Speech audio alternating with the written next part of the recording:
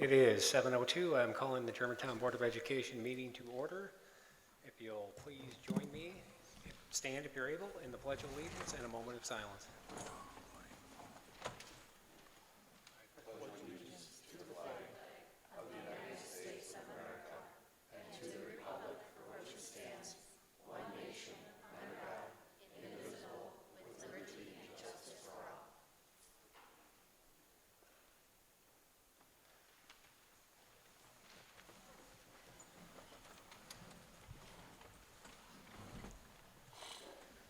Official meeting notification, Mr. Stousel. Yes, public notice of all meetings has been given by communication from the superintendent's office to the public, to those news media who have requested such notices, and to the Milwaukee Journal Sentinel, Northwest Now, Express News, and West Bend Daily News. Public notice has also been posted in schools throughout the district and on the gsdwi.org website, as well as cable access channel 96. Thank you. Roll call. Medved. Here. Barney. Here. Reineman here. Soderberg. Here. Loaf. Here. Borden is absent excused. Pollock. Here.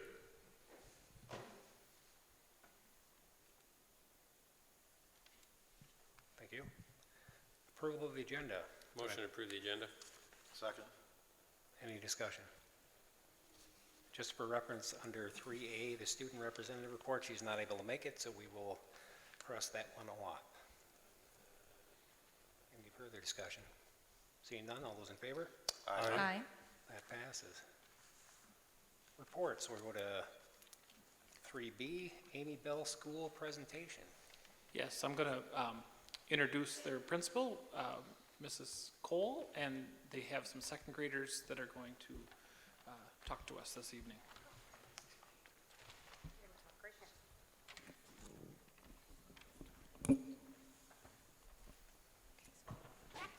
We'll see if this works.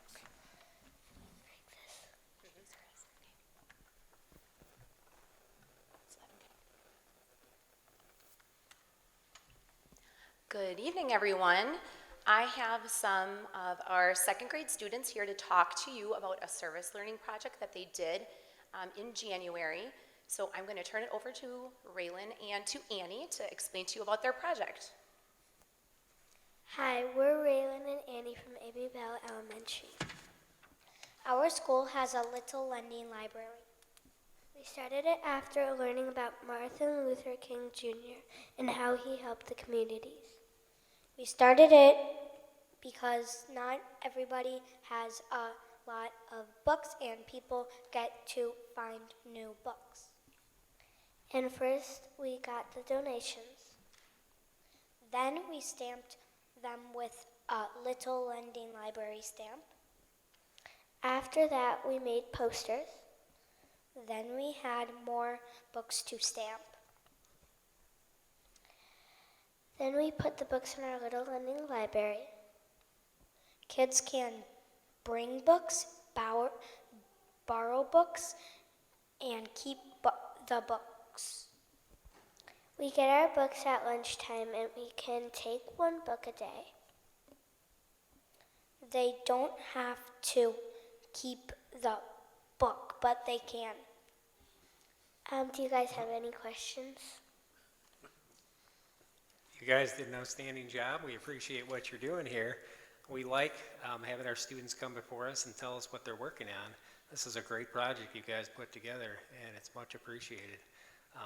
We like the fact that students get a chance to read more. That's a good outcome for you guys. So thank you. Anyone else? Mr. Stousel.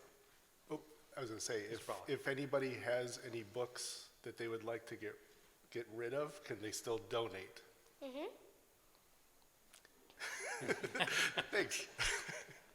Send them to Amy Bell. Okay. I'm wondering, how many books did you collect? We collected a ton of books and we just got like a whole box load today, so we just get a ton of books. Thank you. But we're always looking for more 4th and 5th grade level books. We don't get enough of those donated. Great job, ladies. Thank you. Thank you. Yeah, thank you. Thank you.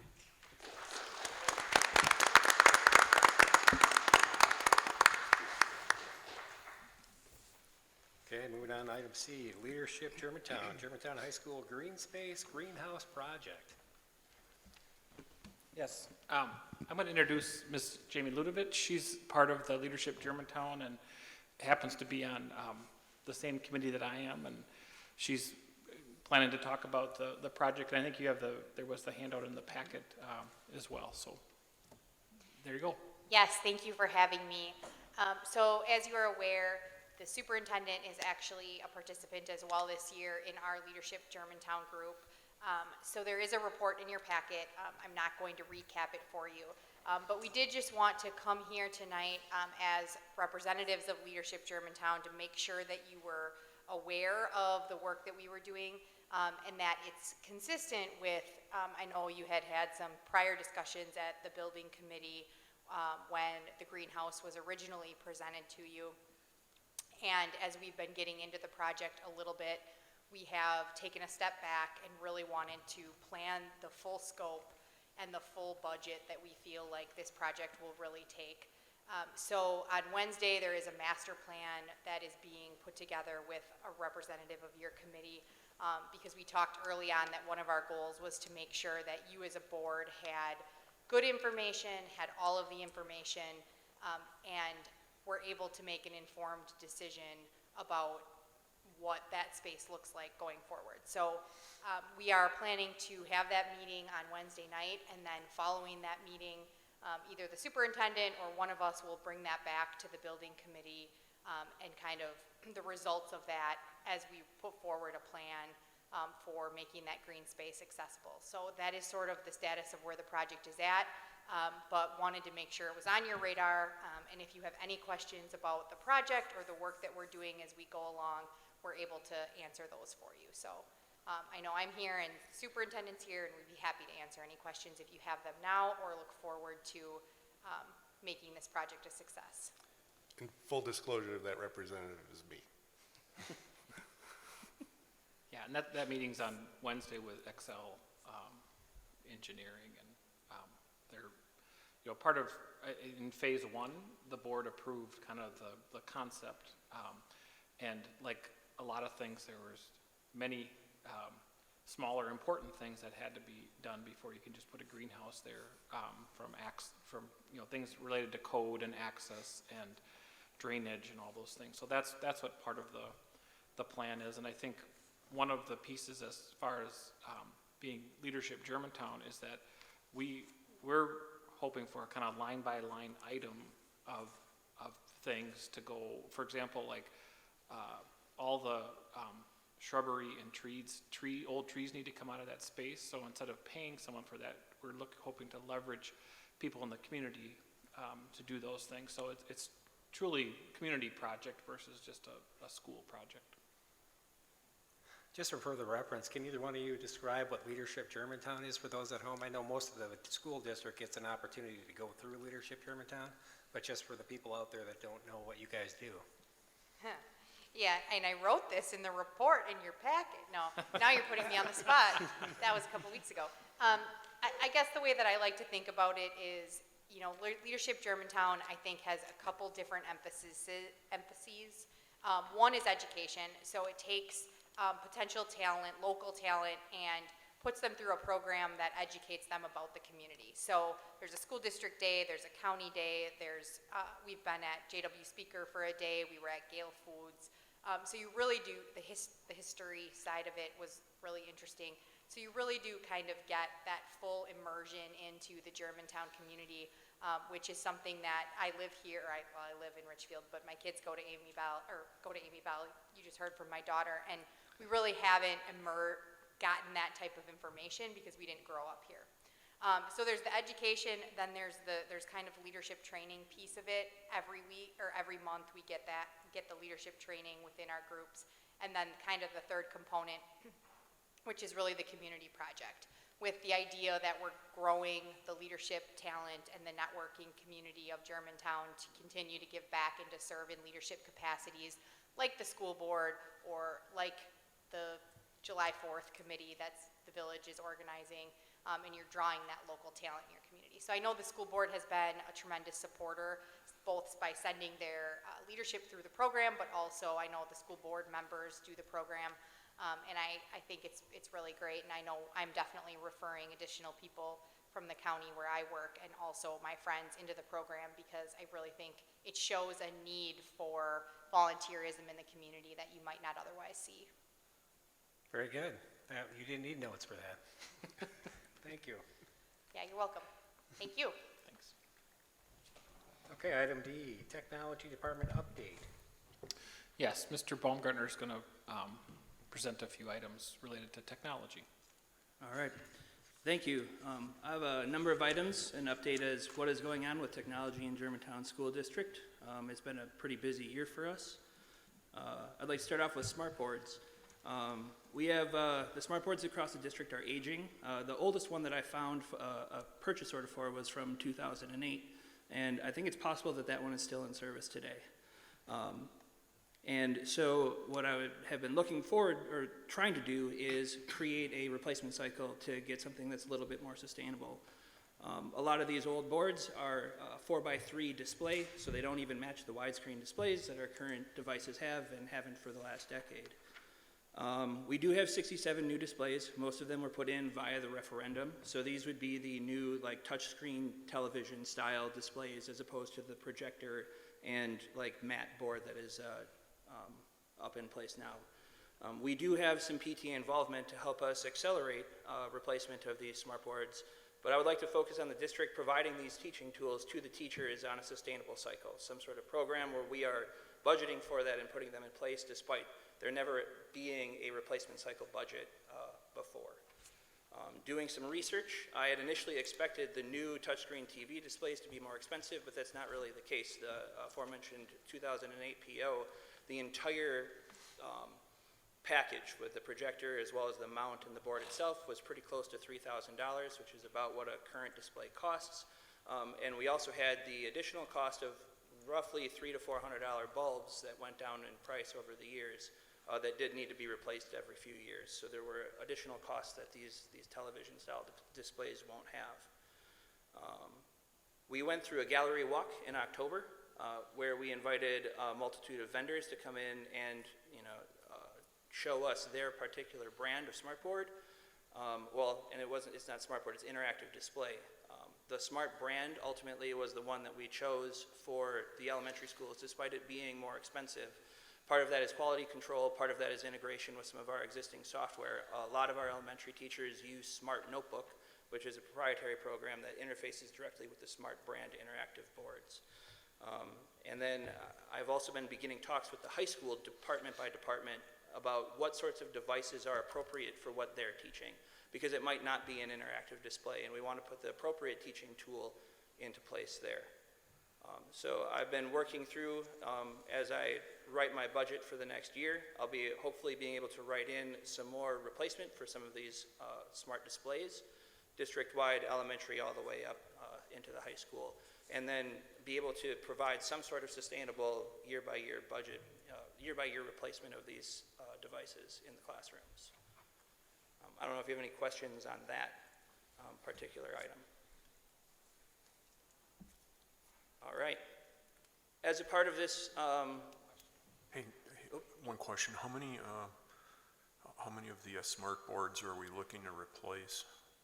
we have a total of all of the different models, including the new TVs. We have a total of 229 of those devices district-wide. And we're looking to do them all at once, or? No. We have 67 of those are currently displays. We have, through some building funds and through some PTA participation, we'll be replacing another 11 this year, and then roughly double that looking next year between what I'll be able to contribute from my budget as well as some additional PTA dollars. Okay. It is entirely possible that we will need to try to find more budget in order to get it onto a replacement cycle that would be sustainable. Estimating for the life cycle of these devices, we're looking at trying to replace them one every 10 to 13 years.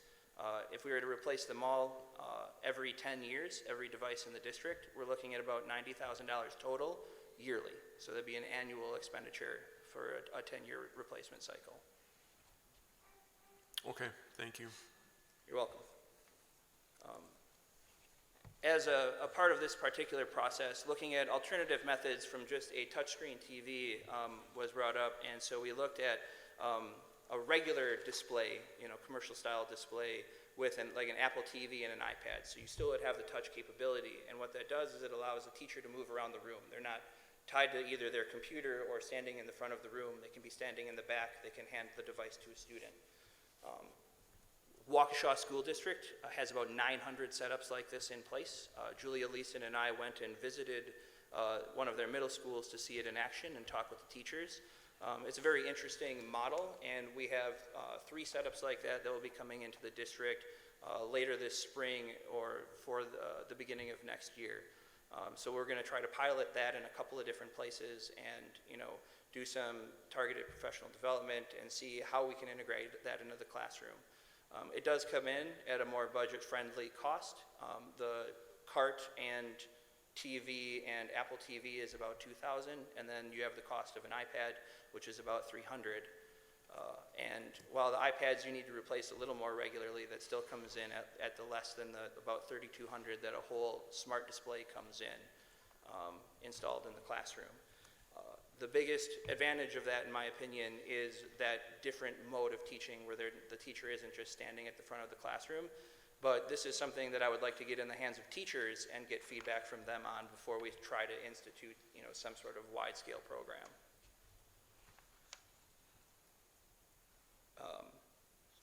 The next thing up is just an update. We have our Chromebook refresh. The current group of Chromebooks that is going to be going back on our lease is also the same year that we bought all of our kindergarten through 4th grade devices as well. So while our normal Chromebook refresh on lease is about 650 devices a year for 5th and 9th grade, this one is 1,520. So this is our largest point of time in the lease. So I went out, I wrote the RFP, and I've got all of the bids back from that. And my next step will be going back out and getting lease quotes from leasing agents for that. We did take the opportunity to talk to the kindergarten through 4th grade to make sure that the devices that we're putting in the classrooms are appropriate, that we're spending our technology dollars in an appropriate fashion for what is happening in those grades. We are doing some minor tweaks. That's putting in some more iPads instead of Chromebooks at the lower grade levels, and then actually more Chromebooks in some of the 2nd grade rooms instead of iPads. So we're making a little bit of change in some of those areas, and that's budget neutral is the way that those changes have been orchestrated. Another large-scale project that's been on is our district-wide phone systems need replacement. We have an Iwatsu system that was put in 12 or 13 years ago. Iwatsu hasn't sold telecommunications equipment in the United States since 2015. And at our elementary schools, the phone lines are on their plain old telephone system, so copper lines, which is the FCC said the companies can start sunsetting those in 2017. So we're moving towards a district-wide unified phone system, so instead of having to dial a full number in between buildings, it'll all just be extensions, and it's a single telephone system. That RFP went out in January. I just had a vendor walkthrough from interested vendors on Thursday. That went very well. I had a lot of good questions. I've got 5 vendors that I've been working with that I expect to see quotes in from them by April 1st. So I have an April 1st deadline for that RFP. This is a project that is projected to cost somewhere between $160,000 and $200,000. I worked with Brittany to make sure that we have the budget dollars associated with that for the future, and so then I'll be bringing those numbers and those bids to the board in the future. The rest of my timeline, so I have April 1st by 2 p.m. is the deadline for the RFP. We'll be conducting vendor interviews after that with the intention of choosing a proposal to bring to the school board on the May 9th Board Finance Committee. Looking to approve that at the future, at the May 23rd board meeting, notify the vendor, start installation of the system this summer with a July 22nd completion date. So then we should be able to start the school year with our new phone system in place. As far as a change goes for the staff, it's mostly going to be just a strict upgrade. Dialing extensions in between different buildings, there'll have to be some extension changes because of that. But for the most part, it's a phone system, and pretty much any modern system is going to be doing what Germantown is looking for it to do. I don't know if you have any questions about that. Yes, sir. Have you considered, and I really don't know the terminology, I think you probably know more than I do, but my company, we dumped all of our landline phones and went internet-based, IP addressable, and we're using Teams. Everybody's got an extension. I can make phone calls on my computer, on my smartphone, et cetera. And that would cut down mobile phone charges going forward as well. And did you look at that? Absolutely. So most of those cloud-hosted systems charge by line, and because we have a phone in every single classroom, that ends up not being particularly cost-effective for us. You know, the return on investment is, we would be spending that entire budget in 2 to 3 years. I do have, one of my 5 vendors is a cloud-hosted system that does charge by concurrent call load. So our projected concurrent calls district-wide is about 60. That would be going outward. And so this is the only cloud-hosted company that offers something similar to that. It does come at a fairly significant increase in cost. And I don't have any bids in hand yet, so I can't do a direct cost comparison. But from the estimate that I have from them versus the estimates that I've done, we'd be looking at a negative return on investment starting in about year 7. And we've been using our existing phone system for 13 years. So it does come with some advantages, such as a consistent cost year over year, rather than every X number of years replacing the phone system at a rather large expense. But all of that is going to be will be considered when we look at the different bids and choose a vendor. But yes. Okay, thank you. Anyone else? All right. Next update is print and copy. In the fall, the school board requested a look into print and copy and, kind of do a deep dive into that. And it has been a very interesting year in print and copy for us. We've had a lot of changes from last year. We went from 2 copy centers down to 1. So, we're running half the production machines. We have half the staffing there. We've also had multiple changeovers in staff. So, we didn't retain any of our copy staff from last school year.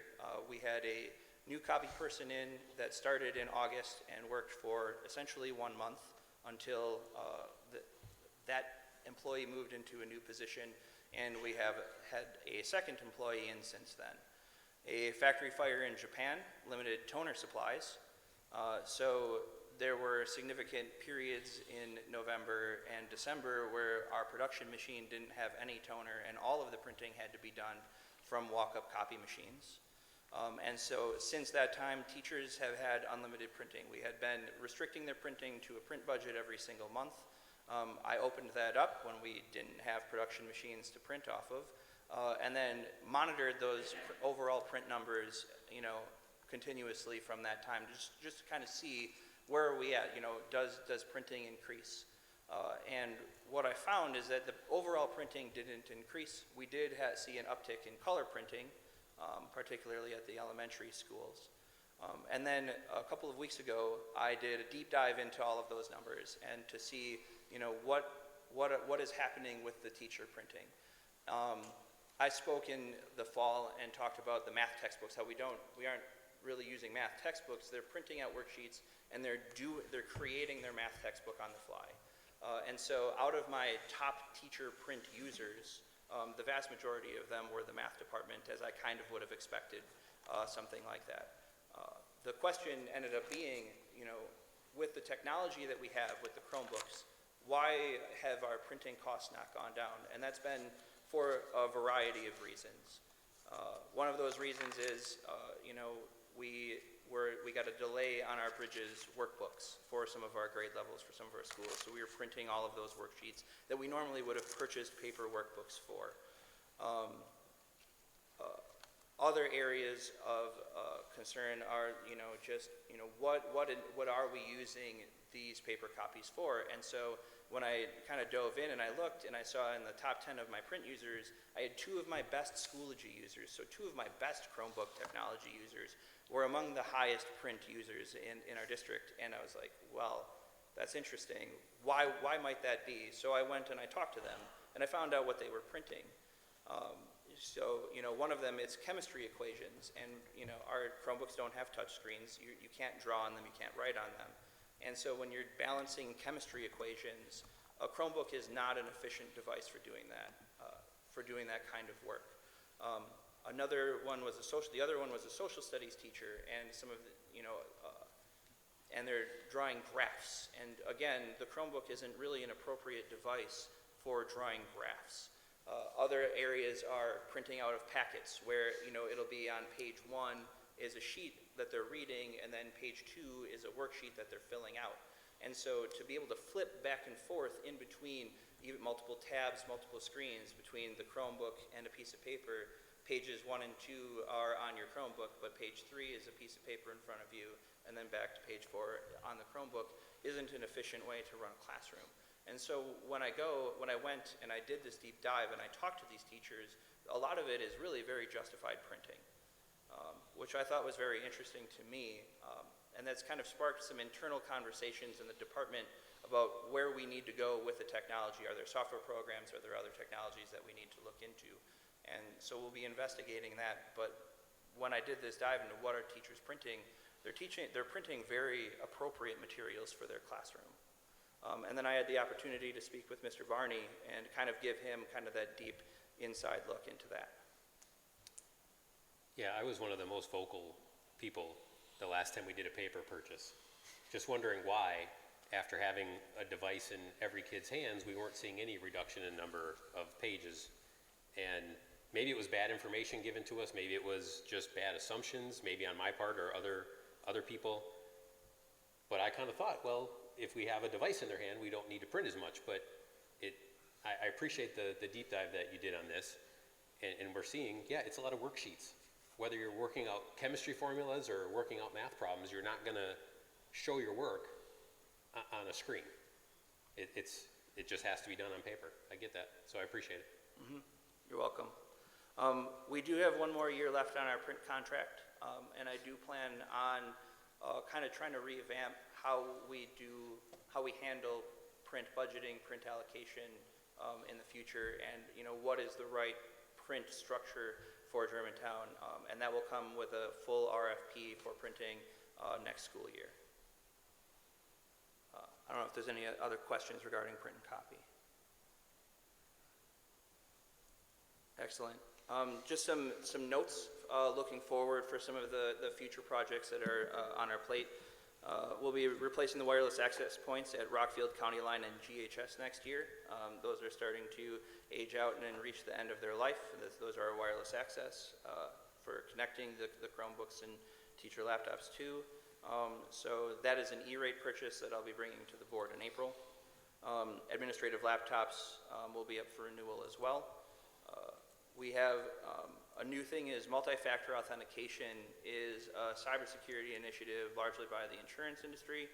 So we'll be having to implement that in some fashion, and I'm working with them right now to figure out exactly what that looks like for Germantown. I do know that at the very bare minimum, like our administrative staff and anybody that has access to secure data is going to need to have some form of multi-factor authentication involved in there. So we're working on implementing it at the highest level in the very near term, and then we'll figure out how far down we're going to have to go with MFA in the future. And then, so not on this next year's budget, we'll have the secretarial computers, which we bought out last year, and we're getting 2 more years of use out of them at least, are going to be up for replacement. as well as some of our normal student laptops. And then the other large project that I was made aware of that we're going to have to do is we have 112 Hikvision cameras in our security camera system, and Genetec, which is our camera management software, will be no longer supporting that brand of camera starting in 2025. So we'll be having to replace those 112 cameras by 2025. And so that's another large-scale project that I'll be digging into more this summer in terms of how that's going to be structured and how we're going to get those replaced in the coming years. And that's all that I have. Any further comments, questions? Appreciate the update. Yeah, nice job. Again, on the paper, digging into how we're using our paper, that's very helpful. We appreciate you digging into that for us. No problem. Thank you. Okay, moving on to item 4, citizen comments. We have quite a few people signed up tonight. We will go with the 3 minutes tonight as well. And just a reminder, a friendly reminder, that comments may not be harmful to school district personnel or other individuals. That will not be allowed. I will call the first name and the person on deck, Scott Hepley, and then Ellen Godry.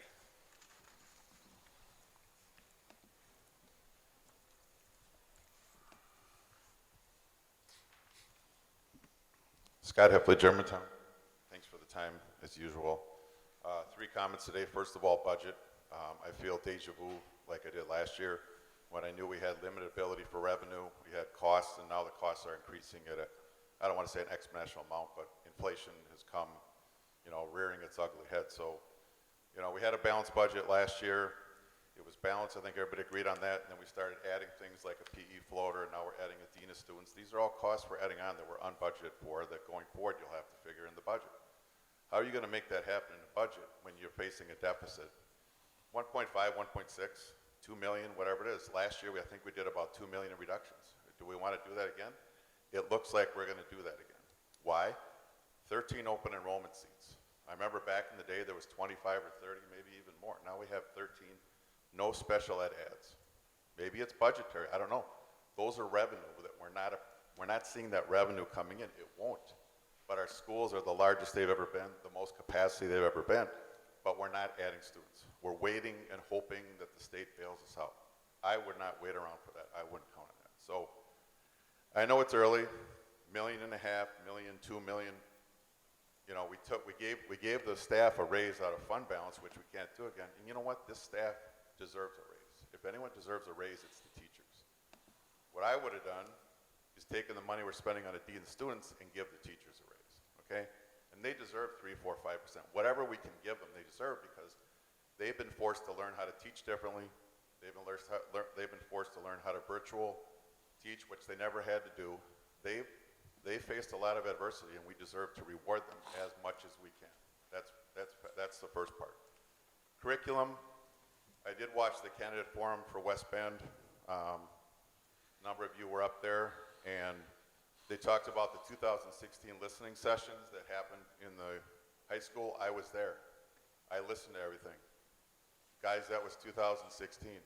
We're talking about the Germantown Way 6 years ago. We still don't have anything to measure the Germantown Way. And I know Tracy's working on it, and I know Chris is working on it, but 6 years is a long time to wait to not have any answers about what path we're going along. So please find a way to get on a path.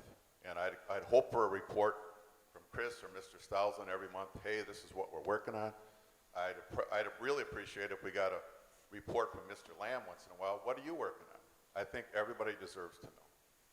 And that includes baselines for performance, measuring staff, baselines for the district. The final thing I'll say is I was really happy to see Leadership Germantown up here presenting a project which I think is tremendous. I've been involved with Leadership Germantown. This will be my 13th year. I went through the class 20 years ago, one of the first people, and a number of you, almost all of you, have been through the class 2, and it's a tremendous asset to the community. Thank you. Thank you. Ellen, and then Jean Mary.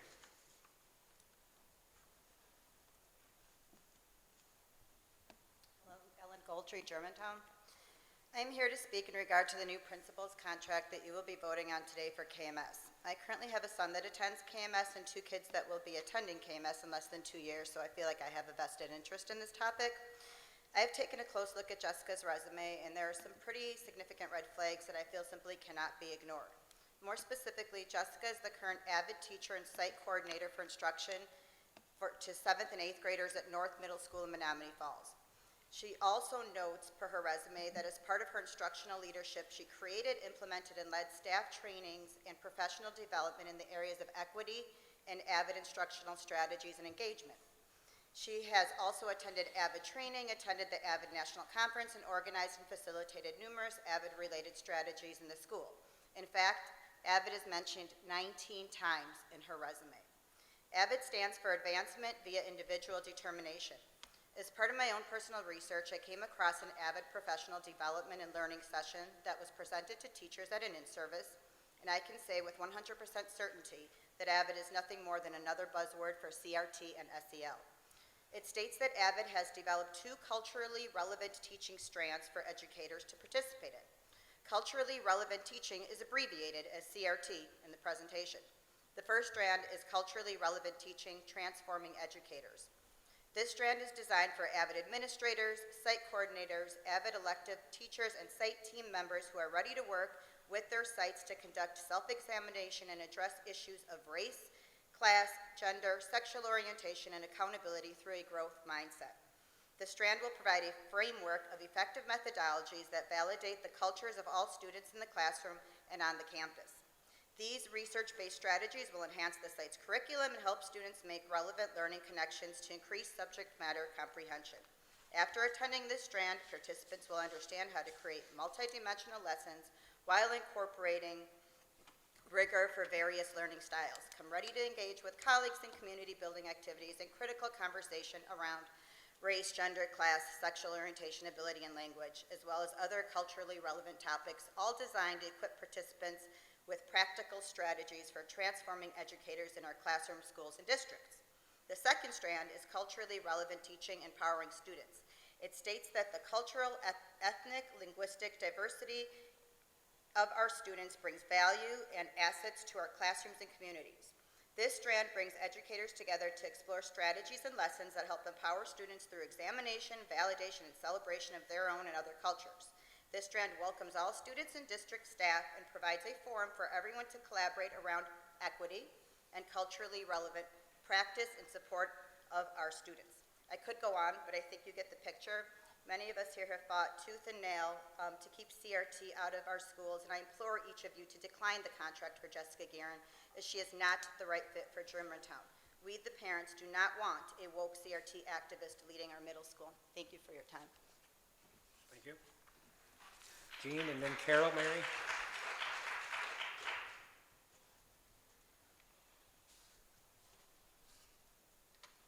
Jean Mary, Germantown. I've learned that we now have another concept with which to contend. It's called AVID, Advancement via Individual Determination, which appears to be largely another wrapper for CRT and SEL. Among its goals, the AVID website lists cultural equity, social and emotional learning, and creating social justice warriors. It also appears to push college at the expense, it would seem, of students who are not going to have a university education.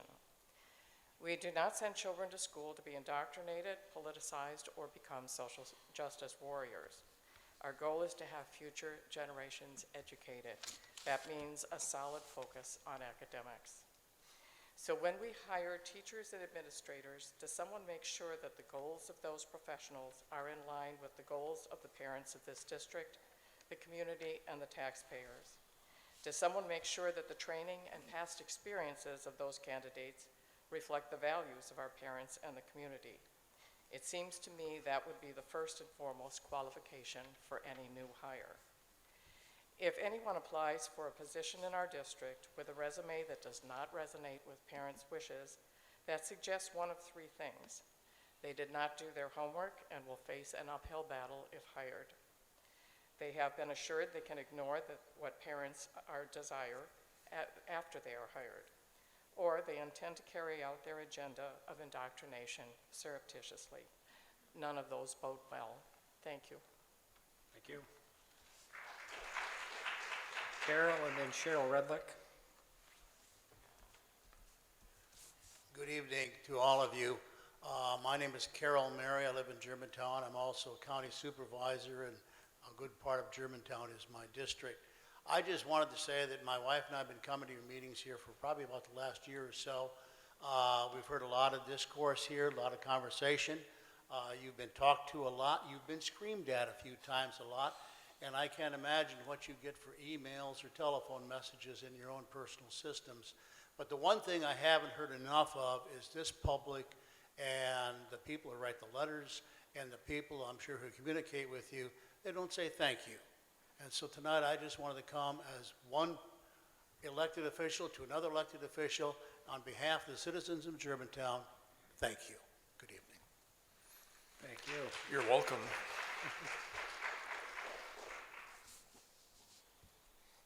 Cheryl and then Kelly Beckler.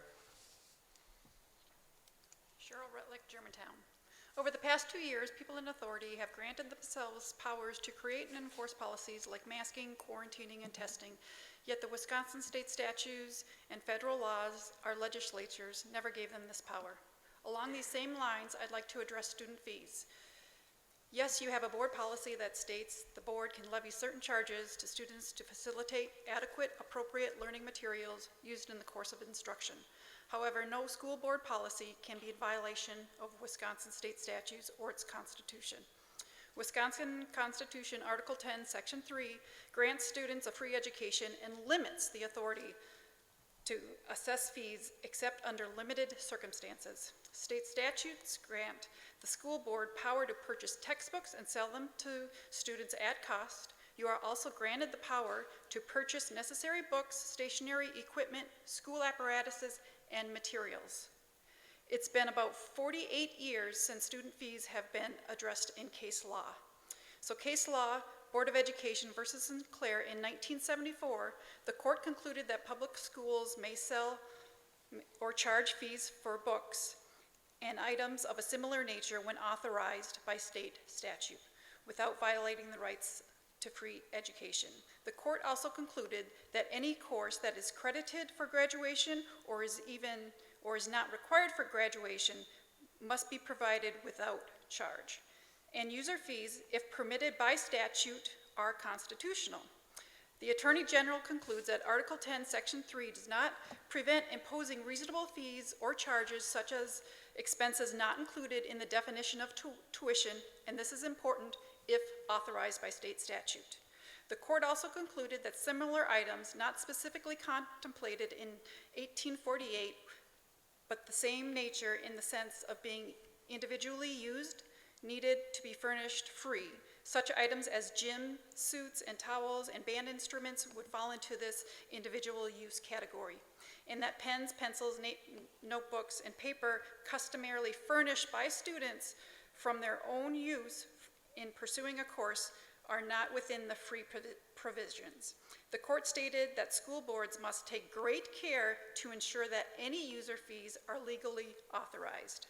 Per DPI, fees, when permitted by statute, must be supported by the actual cost of the provided service. For example, a general fee like registration of $55 or $75 per student to cover miscellaneous school supplies would not be legal.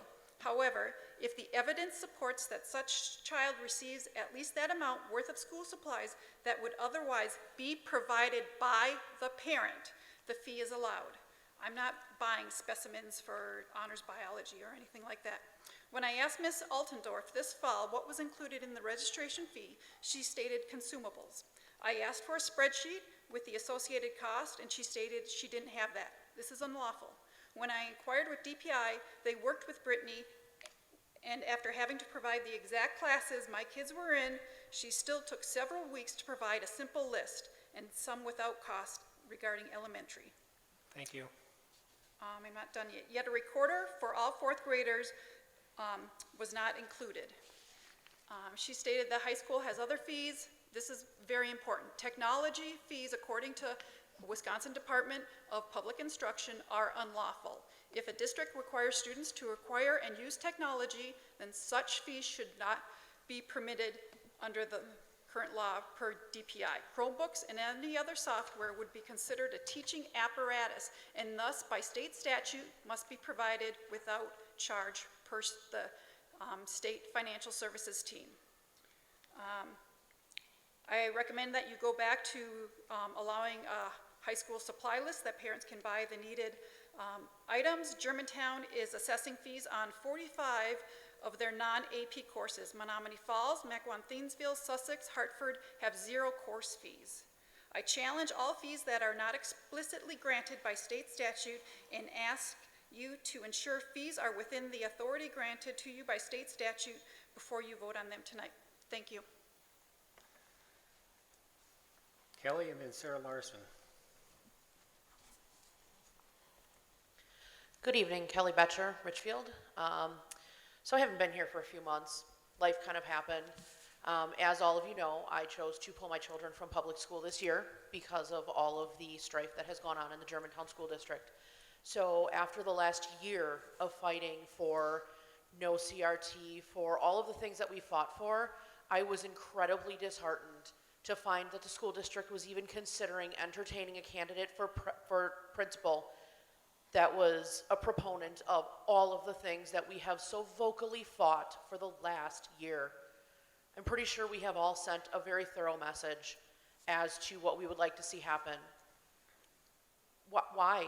I mean, do you guys like to fight? I don't understand why this is even being entertained, because we're begging you to not bring these into our schools month after month, yet we continue to bring it back. I would love to be able to put my children back into public school and not have to pay tens of thousands of dollars a year. But if they're going to get a better education outside of the public school that isn't going to indoctrinate them, then I will do that because that is what's best for my children. I will make the sacrifices necessary to do that. But please, stop bringing these people into our school district. We have been very clear as to what we want and don't want. Our tax dollars pay for this. Because our next fight is going to be to make sure that the tax dollars follow the student to the school that they're in. And after already losing at least a half a dozen students this year, if that happens, Germantown School District is going to even have a harder time balancing a budget.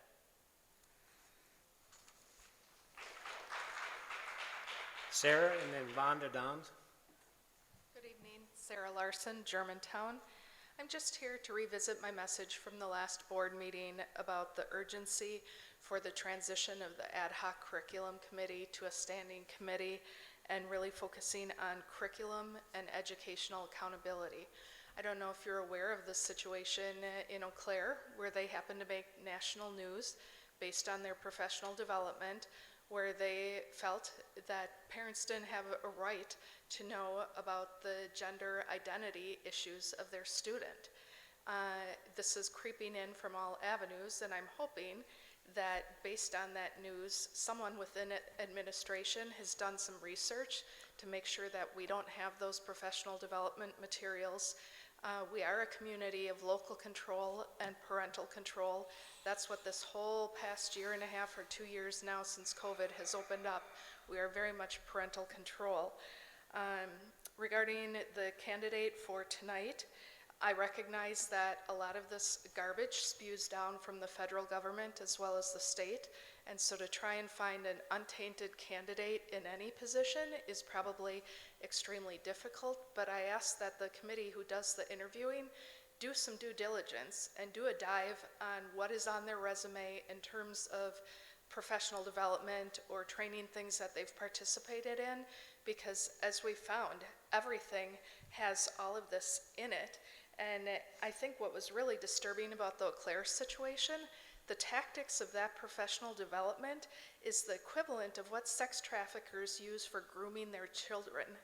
And it is directing the child on whom they should trust and providing a mechanism for isolation from others so that can be really put upon them and controlling their thoughts. And that brings me to the SEL, where it had the website that you could quickly click out of to try and keep it from parents. And so I think there has to be the higher level of awareness, and that's where we need the urgency of that standing committee.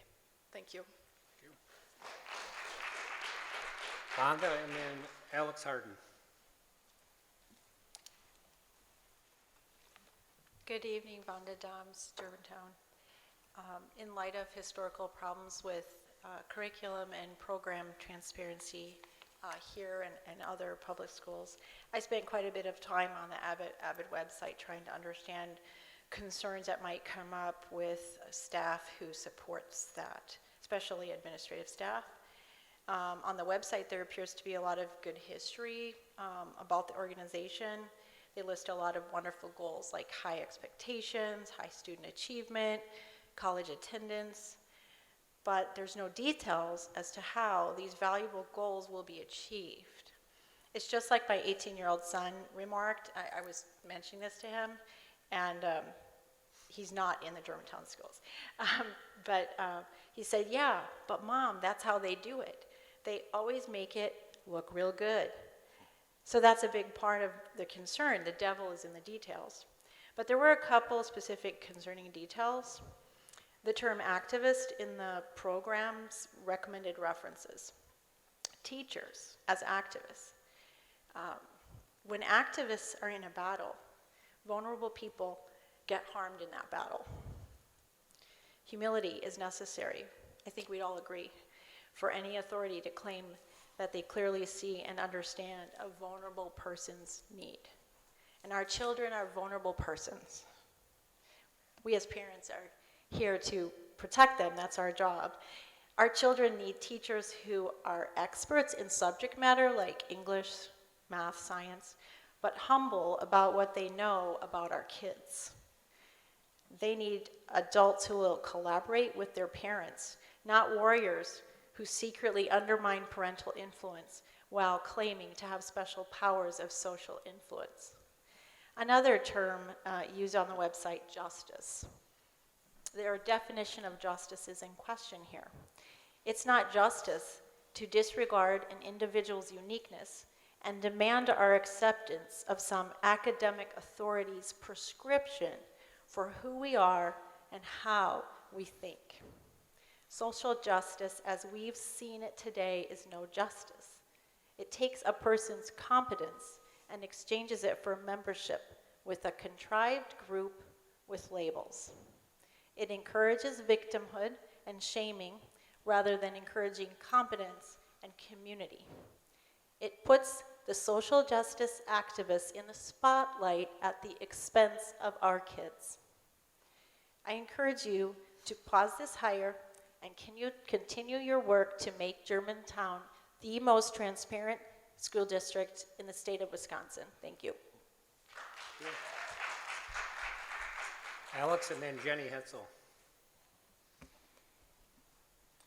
Good evening, Alex Harden, Colgate.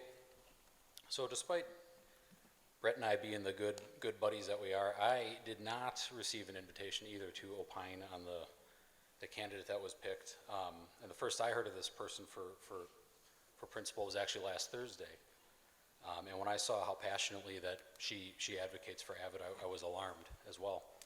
So a handful of people have gone through in detail what Avid is, but just to summarize, it is a so-called equity-based set of programs that purport to prepare kids for college, but it really is designed to equip teachers as, quote, social activists. That's their words, not mine. And it helps schools treat kids based on their race rather than their individual achievements or attributes or whatever. And I mean, I seem to recall learning in like third grade that was a kind of a bad thing to do. But it is 2022 and we have an insentient Gord for president, so I may be behind the eight ball. Now, so the candidate being presented for the contract does appear to be an enthusiast of Avid. I'm not going to assume any intentions, but as was just said, it seems at least prudent to pause or probe a little bit further what's going on here, because as Ellen said, Avid appeared, 19 times in her resume. Brett included Avid in the recommendation to the board twice. I mean, it's all over the place. It appears to be a favorite of this individual. Now, of course, and as a handful of you have accurately pointed out, thankfully, the board has made policy changes that prohibit the sorts of things that are in Avid from being used in the school. But I would ask, why even take the chance of inviting something that's prohibited into the school? It just seems like we're asking for trouble. I mean, it also seems likely that on this individual's first day, in her first role as principal, she's going to be, ready to make her mark on the world, and is going to want to pull out some tools from the Avid toolbox. I mean, that's what I would do. So it doesn't seem right. And so allegedly, Brett's going to have to sit down with this person on day one and say, hey, remember all that Avid stuff that you really like? Forget it. We're not doing it here. Frankly, it doesn't seem fair to the candidate. I mean, she clearly likes this stuff, which is her prerogative. We don't allow it here. So why give her the impression that she's going to be able to do her thing? I'd be fairly upset if I were hired for a job and didn't find out until day one of my employment that I can't use some of my favorite tools or technologies or whatever. Again, it doesn't seem right. So again, I think you're asking for trouble and frankly a FOIA nightmare if you hire this person. So please reconsider it. Thanks. Thank you. And Jenny. Jenny Hetzel, Germantown. I'm also speaking about Avid. I did not know much about it, went to the website, quickly found it is in alignment with SEL standards, Avid and SEL in action, just some of the headings. Breaking down the barriers, develop SEL-related skills, barriers of access and equity, create an equitable environment. Avid works with schools to examine their data through an equity lens. And again, the candidate you're looking at has mentioned multiple times in her resume that she is a proponent of it. Besides Avid, talking about technology and the incredible costs that it brings to our district and balancing the budget, just want to make a comparison. We pulled our kids, they're in private school. Our oldest daughter's still in Germantown. She has the Chromebook. She gets articles, it's all digital. It is so easy to just kind of peruse it and go, hey Google, what's the answer to? That's her learning. That is my experience with her learning on the Chromebook. Our younger three at Trinity have textbooks. They have to actually read it.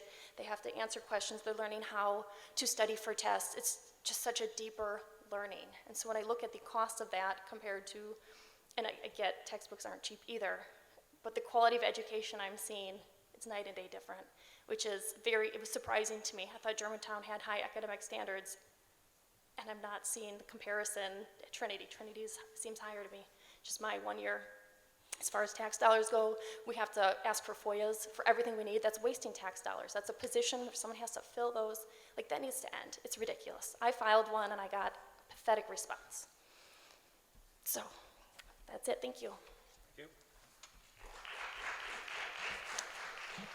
Okay, item 5, approval of the minutes, February 28th, 2022, Board of Education. Do I have a motion? So moved. Second. Any discussion? Seeing none, all those in favor? Aye. Opposed? That passes. Building Committee. Mr. Pollock. Thank you. Earlier this evening, we had our building committee update. As always, for all of the true details, the deep dive, I would recommend once the video is available for everyone who's interested to take a look at the report. Generally speaking, though, we did have an update from GSF. We had a few gentlemen in to get an introduction to a couple of the folks who spend their time in the district managing the staff. They are fully staffed right now. As far as the issues trend, it continues to decrease, which is a good thing. And conversely, we're starting to see more compliments, or good jobs. So that's a nice thing to hear since we had kind of the rocky start. Training is a big thing for them upcoming. Since they do have some newer staff since the beginning of the year, they have a plan in place for continued training. They've also rolled out it's an app or tool for them called Beekeeper, which is an internal communication tool which allows the managers to be able to send messages and communicate with everybody working in the district. And it sounds like it kind of could solve some of the communication issues. They noted actually that if the manager sends a message in English, if one of the staff's native language is Spanish, it actually translates that for them. So it even, I'll say minimizes any sort of language barriers that might exist. Upcoming, they have their planning for summer cleaning. This will be their first full summer planning, so they'll be giving us an update in the future on that, as well as the Green Seal certified process as well. And lastly, Mr. Erickson gave us our building updates. He changed it up a little bit. We were trying something a little new as far as reviewing what is upcoming and trying to get a sense of prioritization and some of the balls in the air that he's got to juggle as things pop up. Those items that are completed, and then he did offer if the rest of the board beyond the committee, if you're interested in having a link to that Google Doc that kind of gives that overview of all the different things that are being worked on, let him know, let me know, whatever the case is, and we can get that link to you. That is it. Any comments, questions? Thank you for that. I was sitting in the back when the building committee was going on, and a couple takeaways. I know in the past we've had, and there was some email traffic on this, on having a full board tour of the buildings. Is that still in the works, or are we planning that in the near future, I hope? So, yeah, it kind of goes back to Mr. Holly, the new citizen on the building committee, and I did a tour of all of the buildings over the last few weeks. If there's interest in a full board tour, let me know. I'll reach out to Mr. Erickson, and we'll obviously coordinate it with regards to public notice, et cetera, all the fun stuff that goes with that. I would welcome that and support that, not just for the board, it'll be open to the public, but for our constituents too, because last time we did this, 3 years ago maybe, and COVID got in the way, we had a whole bunch of moms and dads there. They just wanted to see the buildings that they're paying for. So I would welcome that. And then second, I guess I was kind of surprised with the lengthy list that Mr. Erickson had on issues. So I think that really, for me, it reaffirms that I need to be back in the building to see the behind the scenes that we used to do 3 years ago. So I would welcome that. So, sure. Thank you. Mr. Lowe. Yeah, and the email I wrote about the board tour, there was no confusion on my part. I wasn't conflating your tour and Chad Holly with the full board tour. But in previous years, before the last tour, we used to do these tours on weekends.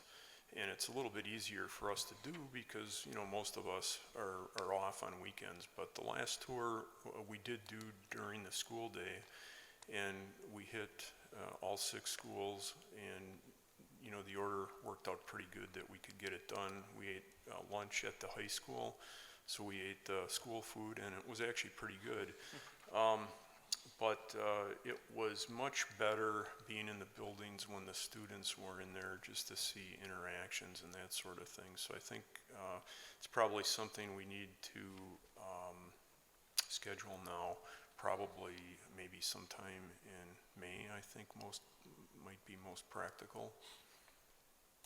Kind of go from there. Yeah, if you want to throw out some dates and let us know what you're thinking, that'd be great. Even I think if you broke it up into 2 days, do like an afternoon, hit 3 of the schools, and then another afternoon, hit 3 more, or on a weekend, something along those lines. So we can do it both ways. Whatever works for you guys. Much appreciated. Will do. Okay, moving on to Finance Committee, Mr. Love. Yes, the Finance Committee did meet earlier this evening. Just a little bit of history. When the little kids come in and speak to the board like they did this evening, usually right after that is when Finance Committee would take place. And, so everyone's oohing and eyeing over the little kids, because they're so cute. And then I would say, if you think that was impressive, we're now going to talk about finance. So we're not going to talk about finance. That's humor, just in case, anyone was wondering.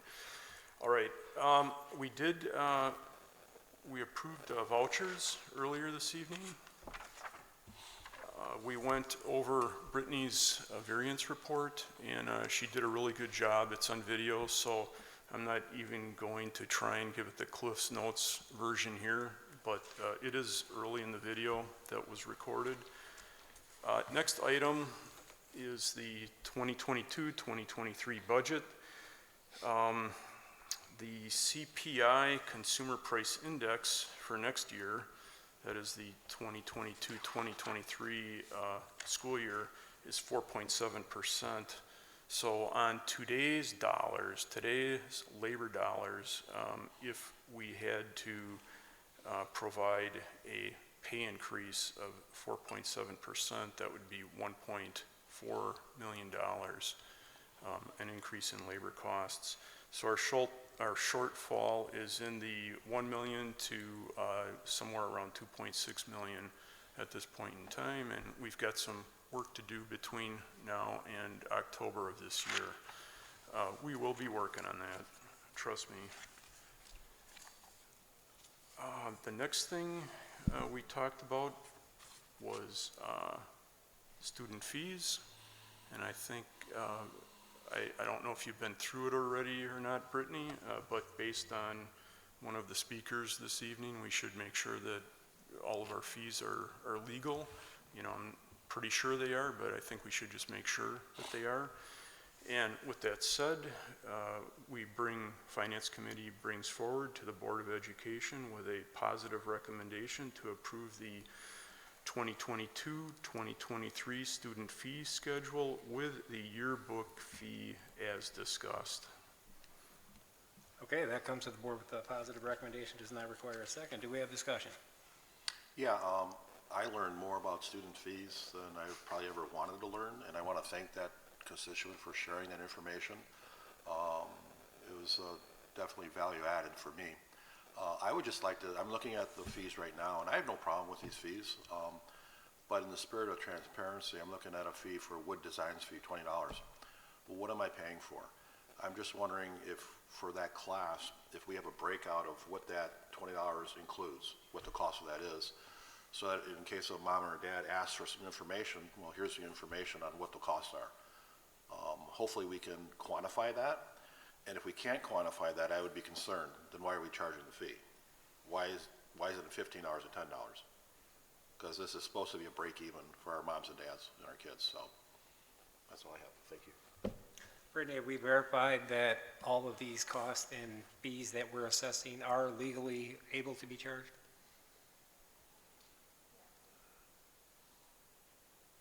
Oh, she's up there. Oh, there I am. So when we did get the question from this parent, we worked with the state, we worked with DPI, and DPI did require us to send, because per state statute, if we are asked if a fee is needed or justified, we do have to provide that information to the parent. That's why we had to ask what classes her student was taking. So we did reach out to the state reached out to me, in which in turn I reached out to the teachers of the courses that her students are in, and they are justified. All the courses are justified, and with the registration fee or the enrollment fee that she quoted at the elementary and middle school level that aren't connected to a specific course, we are actually below what our expenses are. So in reality, we could increase our fees to justify the expenses on the other end, if that makes sense. Yeah, another question. Like our free and reduced lunch program, do we have the ability to offset fees for families in need? So yes, we have a process that the family, as the registration every year comes up, and then you go into Skyward and you answer if all the information is still accurate. There is a button on there that you would click if you are requesting a fee waiver, which is connected directly to the free and reduced status. So if your income is at a certain level per federal guidelines and you qualify for free, we waive all the fees, and if you qualify for reduced lunch, we 50% of your fees would be owed. Thank you. One more question, Brittany. Is there a cap per family on fees? I believe there is a cap per family for athletics or activities. Okay, it's athletics. Okay. All right, thank you. Any other comments or questions? Seeing none, all those in favor? Aye. Opposed? That passes. Okay, and then the last item was for landscaping fees, cutting the grass. And the Finance Committee, the motion is to approve with a positive recommendation from the Building and Grounds Committee to award Evergreen Property Services a 3-year contract not to exceed $36,060 with an addition of $4,000 to cut the area around the gravel lot on the south side of Willow Creek Road for a total of $40,060 funded from the Building and Grounds Fund 10 as presented. That comes to the board with a positive recommendation, does not require a second. Do we have discussion? Seeing none, all those in favor? Aye. Opposed? That passes. And that was it. Thank you. Moving on to old business, discussion and possible action regarding the Germantown Virtual Charter School. Yes, thank you. So we have members of the German Virtual School Board, as well as Ms. Julia Leeson and Cindy Collins, who've all been involved in the development of the charter school. We've had several meetings in the last couple weeks, some with DPI. Brittany has been included as well, looking at finances, and part of the conversation was also the feedback that we received from the board after the last board meeting. And so we're going to kind of turn it over to Russ. And I think in your packets you have kind of the track changes that have been made to the contract. And again, this is similar to last time. It's conversation about specific items within the contract. All right, thank you. Just to start this off, we asked for this to come back in front of the board today as a continued discussion from last time. The contract that you have in front of you has not been reviewed or approved by the governance board, and that could potentially happen Thursday. So it's taking that in, we're looking for more information or feedback from you. Ultimately, what happened through the meetings that Brett just discussed was a shift in what the district can quote-unquote afford as far as the teaching services this virtual school would provide. The fundamental shift being from the in-teacher Germantown teachers conducting the training or teaching to an online format only, similar to what we're purchasing through Kiel right now. The difference being Kiel uses the Florida virtual school, which limits the content that we can use. Which is where we purchase the content through in this version, opens the door to several other versions or more curriculum, basically. The big difference in that is control as far as standards of teaching. Obviously, if you use your own teachers, you can control and you understand what the expectations are. Here, we'd be at the mercy of what these virtual platforms are providing us as far as qualifications of those teachers. That's a big consideration for both boards to take on. From the information they were able to provide us, it sounds like that is the only way the district can afford to do it, though.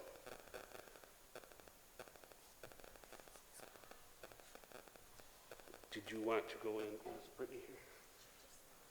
Oh, of course. So ultimately what was provided to us was the district could afford up to 33 students to take 6 classes each semester, and I believe it's $278 a class. That funding coming from the funding the district would be receiving back in from canceling the Kiel program. If you're following me on that. That would be in-district students only. So any monies you would come in from out-of-district students enrolling, we would need that same dollar amount to purchase their curriculum, but the remainder of what would come in through state aid would stay in district as a positive. Brittany, would you be able to explain the breakdown on how we got to the 33 students at 6 classes? Oh, sure. I don't know, I'm sorry, I missed that part, but the $120,000 is what he's referring to. Currently, for this school year, we moved $120,000 from our open enrollment budget to what I will label as the Keel budget.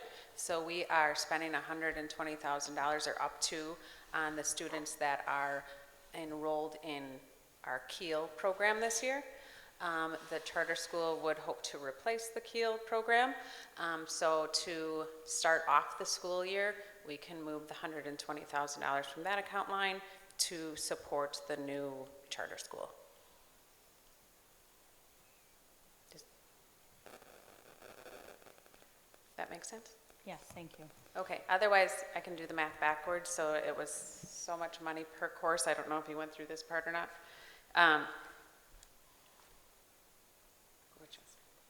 Thank you.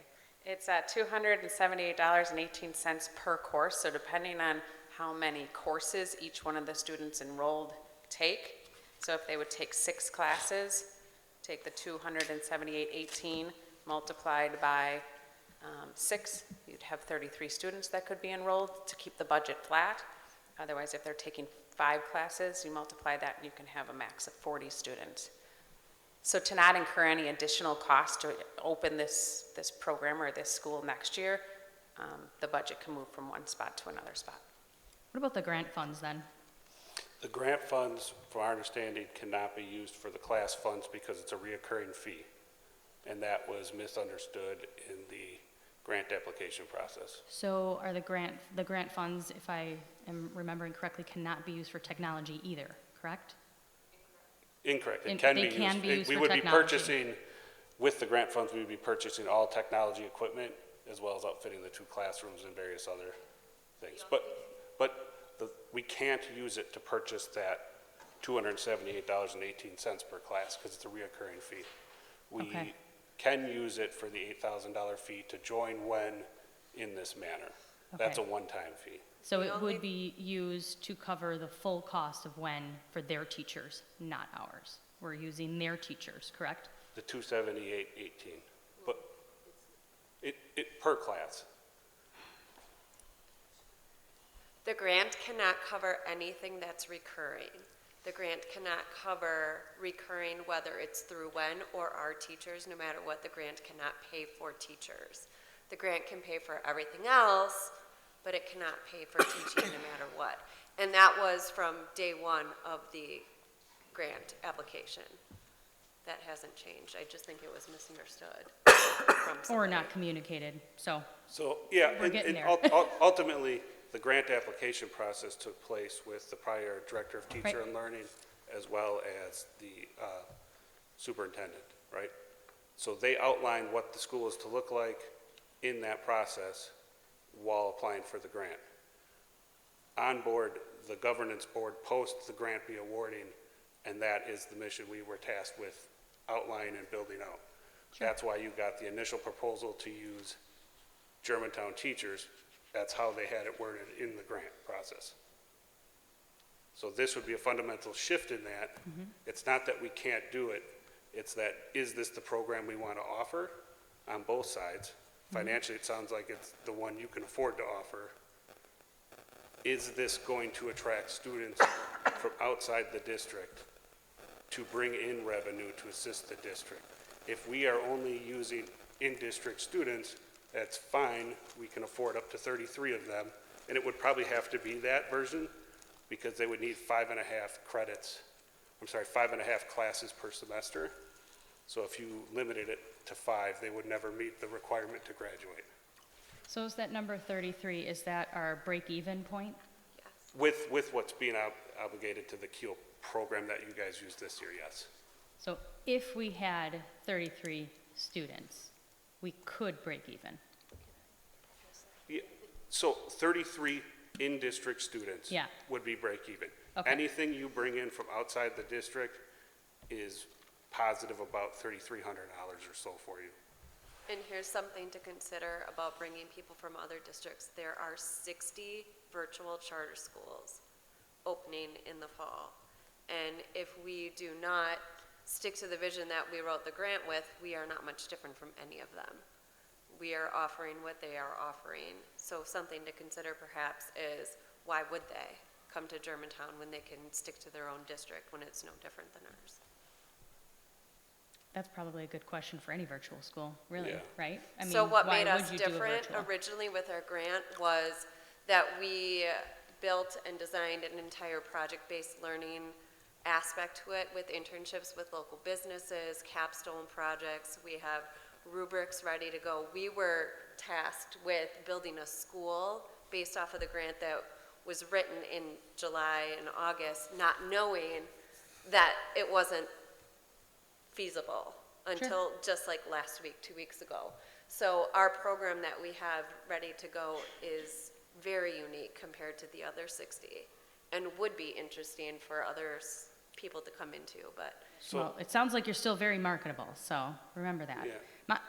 My dilemma I'm facing right now is if we're looking at budget cuts or what we need to do, like, to add something more. I don't know. I would like to see actual numbers, real numbers, how it's looking, what it would look like in a budget, tangible.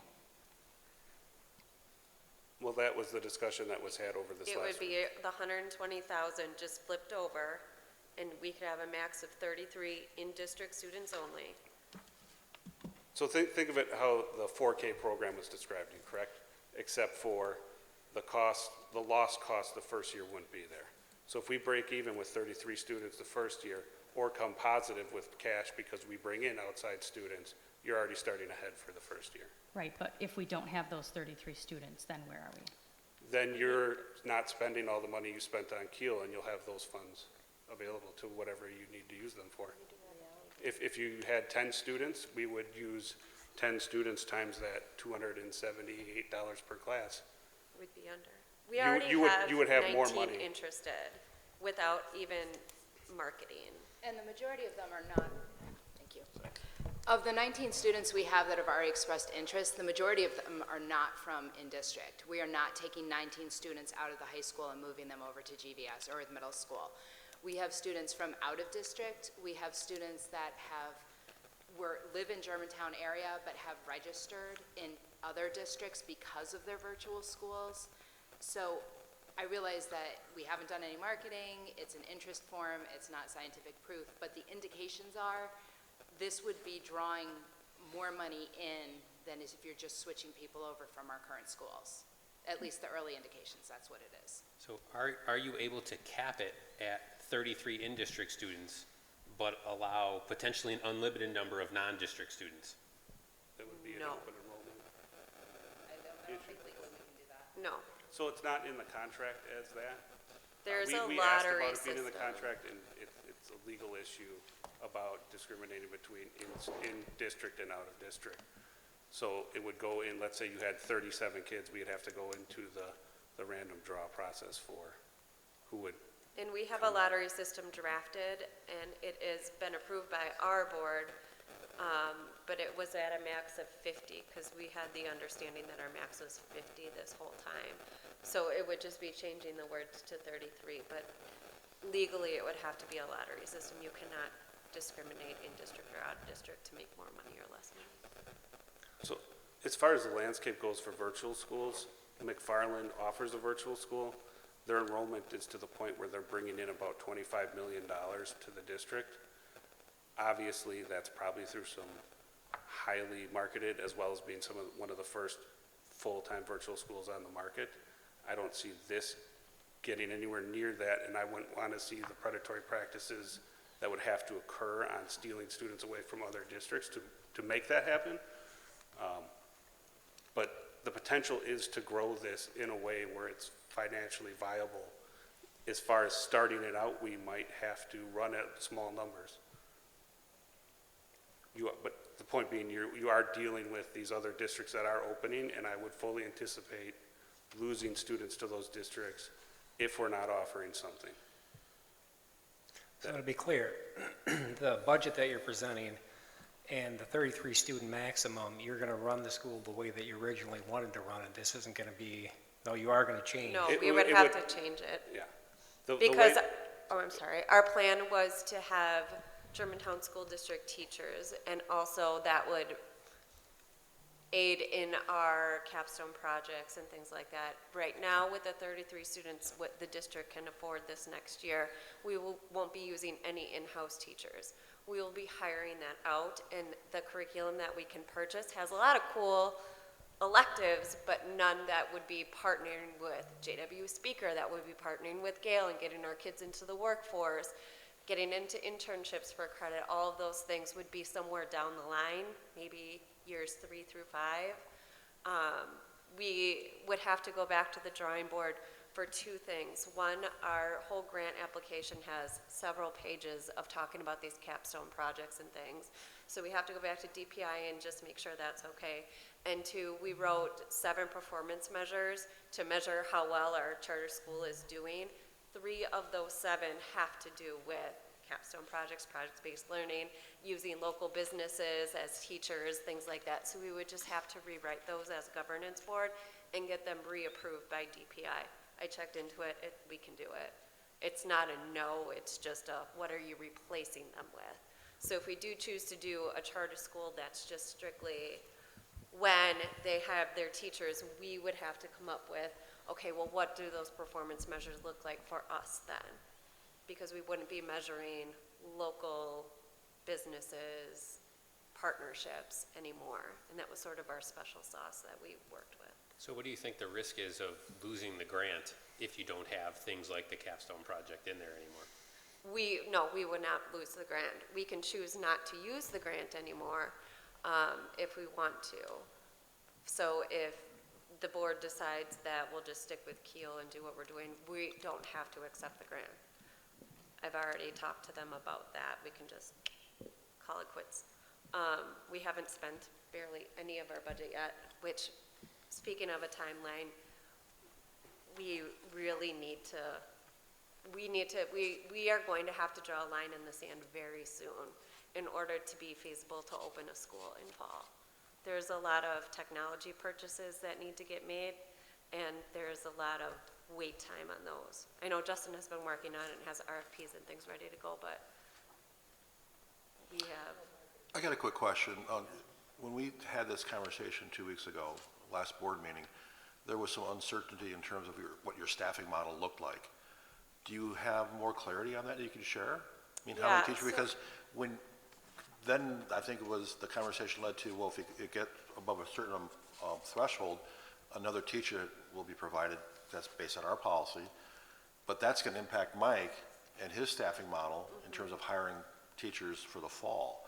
And we're looking at, again, unfortunately, cost reductions.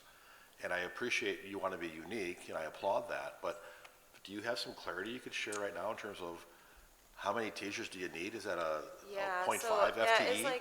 That is a tricky question without having enrollment. So it's kind of like staffing a school without having students yet. We wouldn't know exactly how many kids per grade. Likely, Julie and I talked about not needing very much for the middle school because of the curriculum for the online curriculum for 6th, 7th, and 8th is there's not a lot of electives. They would just take 6th grade math, 6th grade social studies, 6th grade science, and kind of move on from there. The staffing for the high school, we discussed in higher level electives, either paying when for the teacher or telling the kids that you have a teacher on record at the high school, and it's more of an independent study where the teacher would be building relationships with the kids and checking in. One thing for best practices with virtual schools is still building a relationship. And so having Germantown School District teachers who have a classroom where kids can come in and work and get help, and it's not just Googling the answer on my Chromebook to get my credits and making it a real robust education, is worth something. I don't know if it's affordable, but it is worth something. With a max of 50 kids, we wouldn't expect having that incredible amount of staff. Well, what does that mean? It's hard to say because we don't know what classes they're gonna take. I don't even know what grade they're in. Are you looking at So- 5 FTEs, 10 So, FTEs? no. And I'll just add, there's, like Watertown, for example, we talked about their e-school, or we met with, their e-school. They have 160 or 190 kids that are part of it at some form. It could be hybrid where they take 3 virtual classes and they take 3 other in-person classes. They use a platform as well. They have 3 different platforms that the kids choose from. And they have teachers on record. So they pay each teacher $100 per student, but those teachers aren't teaching the course. They're not providing the curriculum.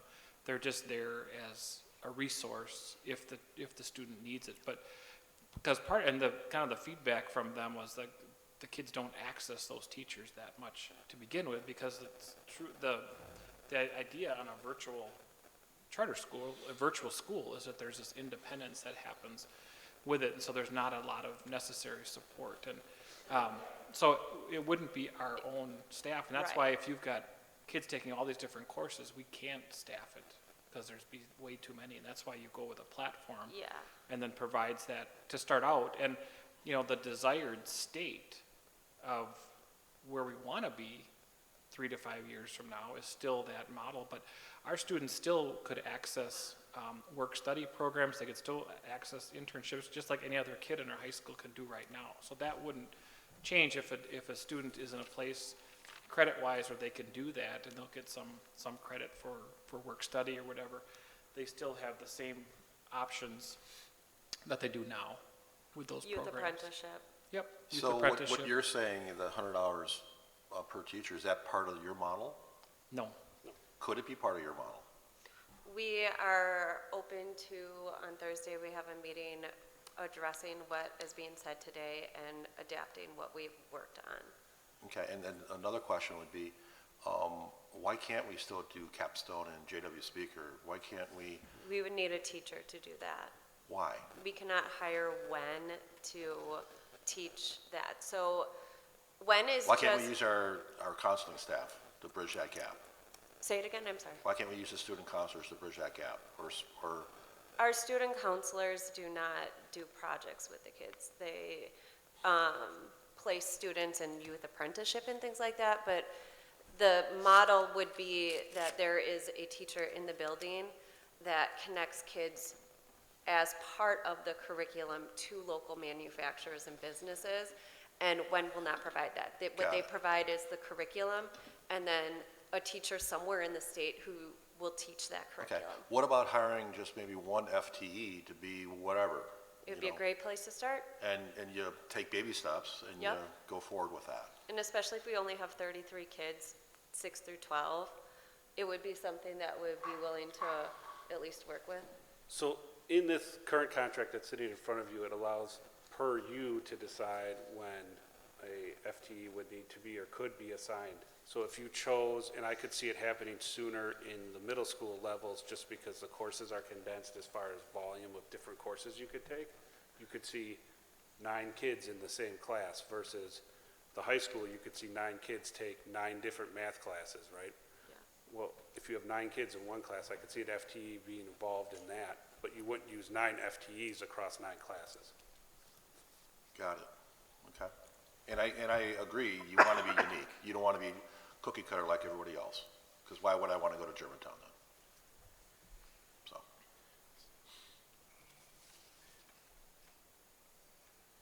Would it be helpful, I had a conversation with Brett about this, would it be helpful for our 2 boards to get together and hash this out so that we can get further into this discussion and bring Brittany along and Brett along and figure out what we can manage?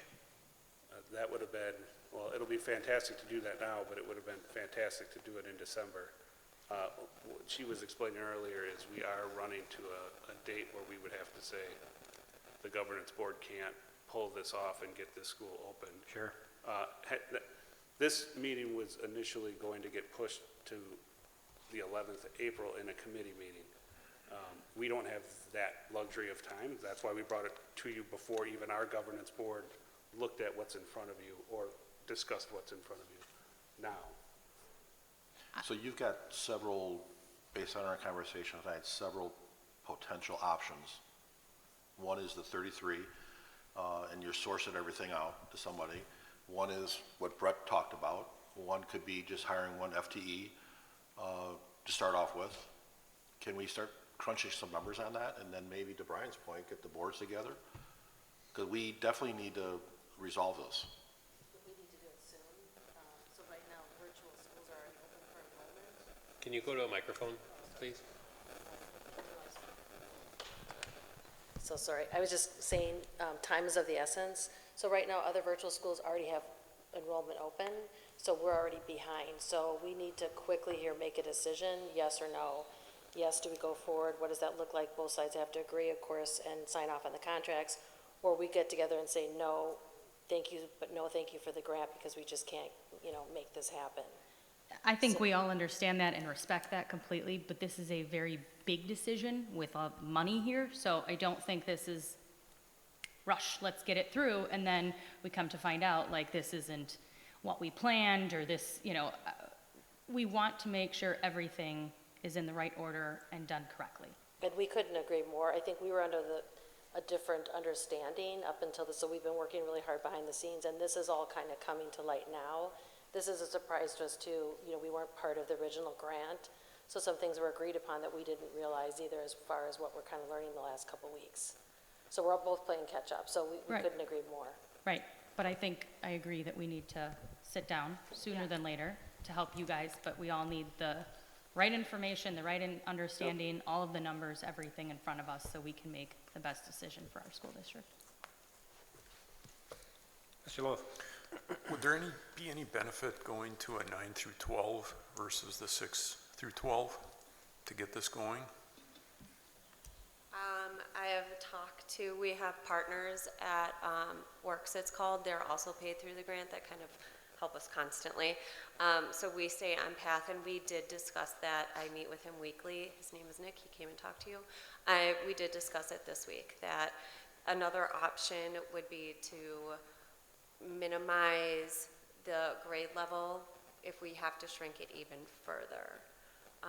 I will tell you that I get emails weekly from people asking about the charter school, and so does Julia, and they are sixth graders coming into the district, and I feel uncomfortable by saying no to them, and I feel more comfortable as a community member doing our best to make it work with 6 through 12 if we can.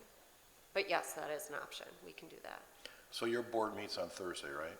Yeah, we meet on Thursday. We're virtual. I think what I'll put on the agenda for Thursday is the tiers that we talked about, 33 straight out to when, 33 with maybe a 1.0 FTE, and by Thursday I think we can probably get some numbers for that. And then we will have to go back to the drawing board on our performance measures, which I can start working on. And I don't know if Russ maybe wants to take a triple, quadruple look at that contract for the 100th time and see what else would need to be changed if we do one of those two models. Are there any proposals for any other models besides that? Okay, so I think that I'll bring those two models back to them. We'll discuss it. Russ will take a look at the contract, and Maureen for the 100th time, and just kind of circle things that need to be changed, and then maybe we can all get on an agenda as soon as we can. Brett, who needs 72 hours or 48 hours to post for a meeting? 48. 48. Why can't we post it, and then those board members that are available Thursday, we participate and have a joint meeting, and we can make a decision at that time? Yeah, the other option that we had talked about was on the 28th. Most of the board is getting, March 28th is getting together for different reasons, expulsion hearings, but to meet before that or after that. So it'd be like a, kind of like a 4 o'clock meeting or a 8 o'clock meeting as an option. I'd be fine But with we can that. still post the Thursday so any board member could join. Well, who can do It is Thursday? posted, yeah. I have a No. CISA meeting. Oh, got it. So when does this thing have to be done? If we can have a And don't say sign- yesterday. I mean- several months ago, if you want an honest answer. I know, I get it. But if we June is the can- legal deadline. Right. Early April would be great to have a contract signed so we can't do anything until we have a contract signed. And we have a lot ready. I promise, we have been working hours and hours and hours on this. So if we have a joint meeting next week sometime, maybe if Tuesday at 8. Next week is spring break. Oh, there you go. I'm in Florida. Yeah. Okay. I don't think anybody is going to want to. I think if you guys can hammer out a contract at your next meeting this week, we can work out something for the 28th and do a final approval there. That'll give us plenty of time to review it, to go through it. We can all, have our chance to look at it at least, and then we can come back on the 28th and So I guess I would ask, in the current changes that are highlighted in the contract sitting in front of you, are there any questions to those changes? Not to Like I those said- changes, but I do have a few questions that maybe I missed last time. One being our nursing staff. How will you utilize our nursing staff? Is that going to be for like if we have students that are in need? Yeah, so by design, our students can come take classes Yep. internally. While on campus, if there's a necessity for the nursing staff, that would fall on them, yeah. Okay.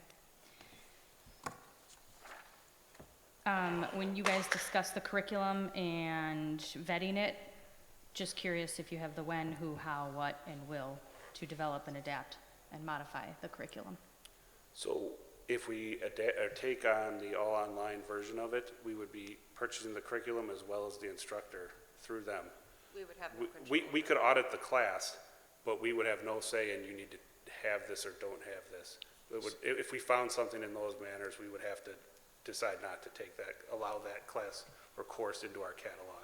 And that's something the education committee's We have already been working meeting on. as an education committee. We do have a course catalog all ready to go with electives and core courses and everything that I'd be happy to share. It has the links to descriptions of everything, and we vetted it, but anybody can vet it as well. We didn't purchase anything yet. It's just not written in stone. It's penciled in, ready to go when we're ready to go. Do you have the MSA from that third party that you're purchasing curriculum from, the Master Services Agreement? And is it one size fits all, or can you add some language in there to support Germantown School District policy? Because if you put that language in there, at least you've got it in there. Now, whether or not they follow it, that's where you're going to be auditing. I'm pretty sure that you cannot change anything if you're purchasing their curriculum. You're like purchasing it. You're purchasing a content, you're purchasing US history, Be all no the different. content that gets pushed through our LMS. It'd be no different than purchasing a textbook, right? Right. Unless you're ripping pages out, you're not gonna audit it. I mean, I worked And for without a teacher- I worked for an LMS company in the past, and we had a master service agreement that we would present that basically said you're taking everything as is, but you could upgrade, right? Which would give you the control over removing sections and everything else. Now, obviously, that is not a K through 12. It would be if we education. had local teachers to do There- that, that would be an option, but we would not be paying our teachers. We are at the mercy of a teacher in Baraboo teaching our kids US history. So there is a third option in when that it costs more, but the buy-in to the program itself then allows you a member seat on their board of governance, the WEN board. I don't know exactly what that gets you other than a voice in a room of however many voices paid for that seat. So it could be completely neutralized, right? But I think it's about 3 levels that you can purchase into. One, just the curriculum, which is what we were gonna do, and then use Germantown teachers to use it. 2, also includes their teachers. And then 3, that next level, where you could purchase basically a seat on the board. Not stated that way, but ultimately that's what you're doing. All right, I got a couple questions about the contract. I got it from you, so I'll address my questions to you and we'll go from there. So page 713C talks about a statewide teacher. I'm assuming in the current vision, that's a WEN teacher? Yeah, okay. And then page 7, number 16, we're striking activity fees. I'm just curious why, if we have a virtual student Oh. that could attend? No, I think we changed it to that they would follow the same fee structure that all of our other kids follow. So let's say they choose to take an art class, and art class is a $10 fee, they would incur that cost. Yeah, but I'm thinking, what if a virtual student wants to play a sport? Yep, they have to pay Yeah, that. Yeah, so it's in line with GHS fee structures. The language is set to follow anything your regular students would follow, or anything the families would be obligated to pay for. That the wording is in there in that manner. Okay, thank you. And then, specific to termination, maybe this doesn't need to be in the contract, but I would hope that if there's an issue on either side, that before someone drafts a letter and submits it and says, we're terminating the contract, there's some opportunity to remediate that issue, whether it's arbitration or something. You know, I'd hate to see one side just say, we're done with it, without a chance for the other side to potentially remediate it. You're talking between our board and the GVS Correct. board? Yeah, I think it's in good faith you'd do that, but I think there's things where the power comes with this board to say they're not meeting a certain standard, and so we would end it. But I think the spirit of the board would try to work through those things. Okay, thank you. Okay, so back to the beginning. Are we okay with the 28th if we can pull this all together by then? I mean, I guess that's the best we can do. Yeah, I would look at the April 1st as a drop dead date. Okay. Me personally, obviously, I have a board, so, but Since for we the plan on enrollment side of having it, where if at you're least a pushing quorum late on the April. 28th, I think we can make that date work, so. And if there's anything that comes up at your meeting, that gives us a little time to go back and forth, do some revisions, we can hammer out the details. Hopefully we can pull it off. Sounds good. We'll work on it. Thanks. Okay, thank you much. I have a general question, though. Because I forget who mentioned it, that you might add an agenda item to this coming Thursday's meeting to discuss, or you already have one, whatever the case is. If because it's open to the public, I know that for a fact, what kind of problems do we have to be concerned with if we all have some time and we decide to join, to listen in? Because I think personally, I don't know if I'd be able to join, but I think I'd benefit from hearing some of the things they may talk about. Yep, So, and we can post it as that board members might be present. Listing, there's no action from this board, right? Because that board might have action, but it's no different than when school board members go to the WASB state convention. They're going to listen and learn and know decisions are being made by this board, so we can post it as such. I can have Bill personally, if we post could it do tomorrow. that just in case. Then you're covered, right? Yeah, that's a good idea. Yep. Mr. Lowe. We've talked about a lot of things. What does the 1.0 full-time educator get us? Would we be able to do capstone with a full-time teacher? So this is just thinking off of my head, since we haven't discussed having one full-time educator. But I would imagine that full-time educator would serve as a liaison between the parents, the students, the district, serve as a liaison to the administrator and to WEN. So they would be onboarding and getting kids set up and in charge of getting them their classes. Even though they're not teaching ninth grade history, they would still be that liaison, and then they would also be part of the curriculum building for the capstone projects, for the local manufacturers and businesses. I have committed businesses already that are excited to work with their virtual students because of the flexibility. They could work a shift. They can work 8 to 2 and then do their school from 2 to 6 or whatever. So that we have a lot of really excited manufacturers in the area. But that one full-time FTE, we could get a job description together. We have a draft kind of, and get back to you on that exactly, but they would have quite a few responsibilities, I would imagine. And then Brittany, fully loaded FTE is what, 70,000, 75? With benefits, we estimate 90,000. 90, okay, thank you.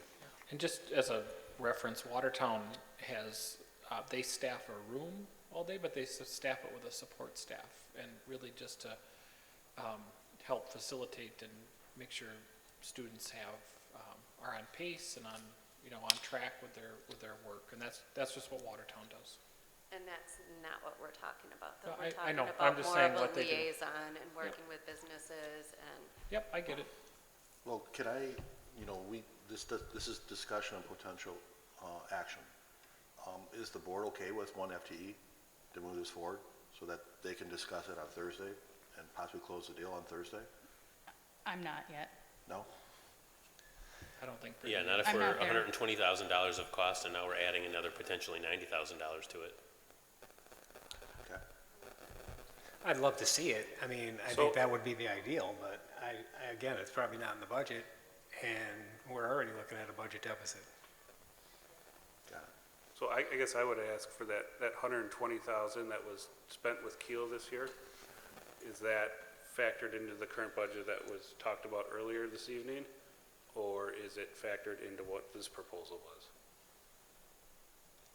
The 120,000, regarding what you guys were discussing earlier, is that money's So the factored into this? 120,000 is in this current year's budget. So not to incur any new costs, the $120,000 can be allocated in any way they would want to allocate it. If they want to, and I don't know what it all entails. If you want to work with the community and roll out that portion of it, and you think that is your key point of it, and it will bring more open enrolled students in, if you want to take 90,000 of your 120,000 and hire a person that's going to roll that part out, you have 30,000 left so you could have 10 students. I don't know, but then more students may open enroll in. The trouble is you don't know how many students are going to come open enrolled in compared to, putting one FTE in there. So that's the. Let me ask the question a different way. The draft budget that you're preparing, does that include the same $120,000 that's in the current budget? Correct. The $120,000 that's in our current budget is allocated next year for the charter school. so Yes, it's not it's a- built in there. It's not new. It would just roll over. If for some reason the charter school didn't roll off next year, that $120,000 would reduce from the budget. If we want to use that $120,000, it's already in there If for we- this or for something else. If we only had 20 students, you'd have 13 students worth of finances coming back into the district, whatever that number ends up being, but. Oops, go ahead. I was just gonna say, something that we can discuss on Thursday is, if we only have 33 students, we might not need a 1.0 FTE. We are happy to, have that discussion on, if we get 33 and they're in-district students, we'd have to talk about what that would look like. We aren't head set on 1.0 FTE. We're just trying to get a school opened by fall. And would we've be- all put in so much work. Personally, I would be fairly worried in regards to this pay system that Brett was talking about, where a teacher would receive $100 for an unknown amount of students to shepherd, quote-unquote, through this program. I don't know how you would budget for that, and it would make me nervous to find a teacher with the willingness to walk into the unknown waters in that manner as to what their responsibility is on top of their current responsibilities in classes, And subbing. as well as subbing and some of the other stuff that's been brought before you guys in other meetings. It would make me fairly nervous if they weren't dedicated to the school. That's why we came back with a full virtual teacher platform versus some form of hybrid version of that. And keep in mind, that's just to kick it off, right? So it's a 5-year contract, and this contract can be updated throughout. So if the first year proves that it works, and we're starting to see those enrollments, out-of-district enrollments come in, then I think you could look at maybe year 2, opening up to some more in-person teaching, or how the finances work out, right? So it's kind of a prove-it contract.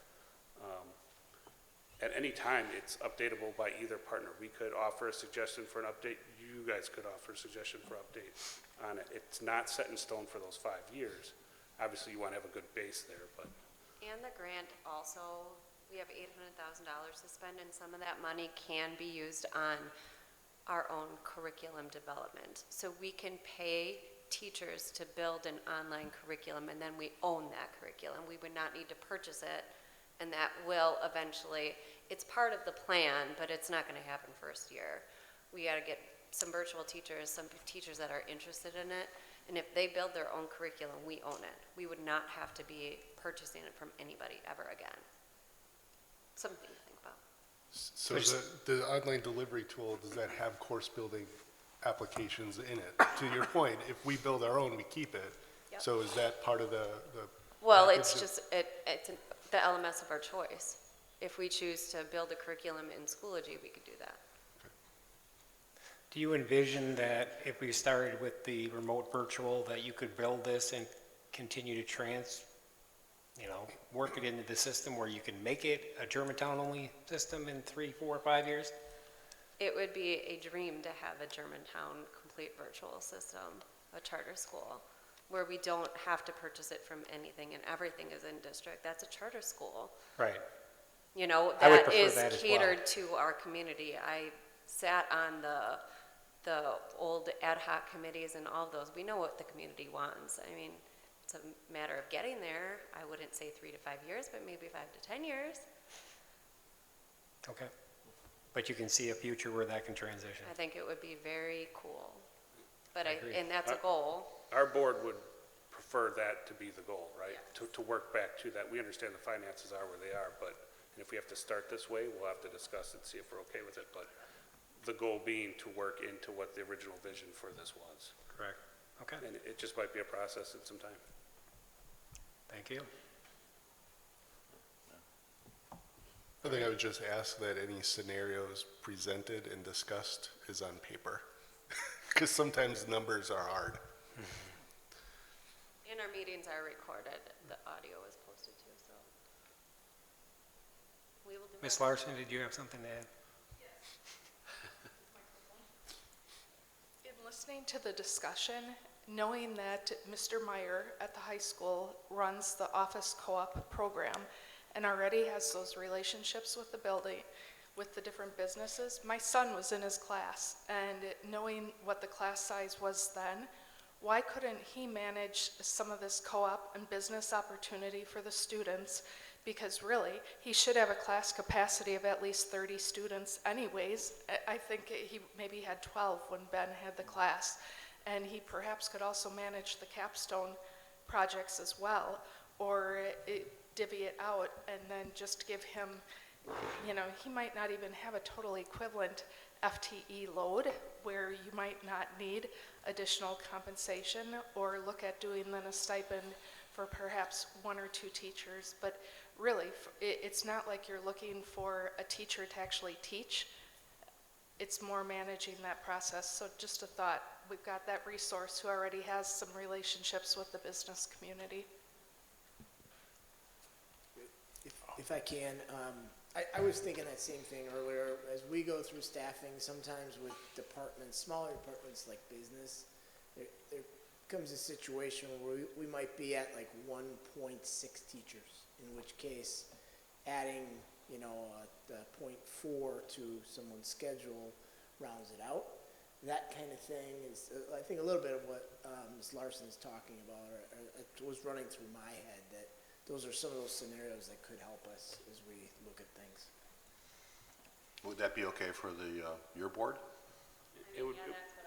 We don't know that now. I'm going over to the high school on Wednesday to look at numbers in terms of what course selections Yeah. are showing us, but, those Yeah, kinds we of things wouldn't might likely evolve. need to be like hiring a brand new position.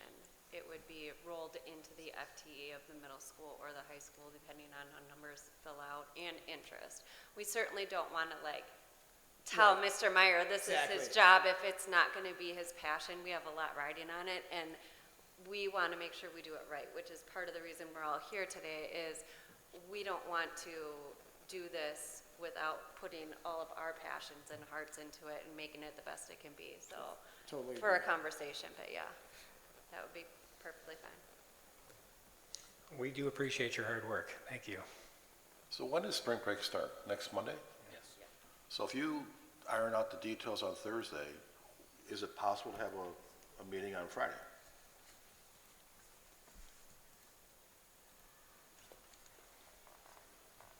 It is, but we won't have a lot of time to digest what their, any changes that they talk about in their meeting. I think March 28th, or even that week, March 31st, still gets us prior to April 1st. I would fully expect what's sitting in front of you to be fairly close to what would be coming back after Thursday. And then Mike, you're gonna have a conversation with Mr. Meyer, right? You figure that out, and if he's a perfect fit, boom, we're done, right? We're done, right? That easy? It's that easy? I mean, I would love it to be. Well, keep it simple. Yeah. I mean, if this is the contract, you heard a couple comments from our colleagues here. Yep. And 99.9% it's there. If you add that into it, we're done. Is that accurate or no? It would help us keep, it would help us keep the capstone project to stay unique and. Okay.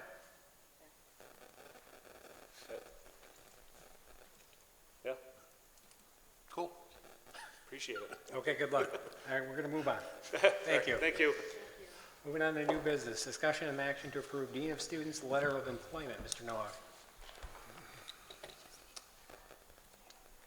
Thank you. District and GHS administration reviewed applicants and interviewed 5 candidates for the newly GHS Dean of Students position. We are recommending David Smith as the candidate of choice. David has served as an English and leadership teacher in the Elmbrook School District. Most recently, he has taught engineering, IT, and media strands in Elmbrook's Launch program, which provides students with project-based learning experience that is centered on working collaboratively with business and community partners. David completed his master's in educational leadership from Concordia University in June of 2017. We ask that you approve the hire of David Smith as a Germantown High School Dean of Students and provide him with letter of employment for the remainder of the 21-22 school year at a prorated salary of $70,000.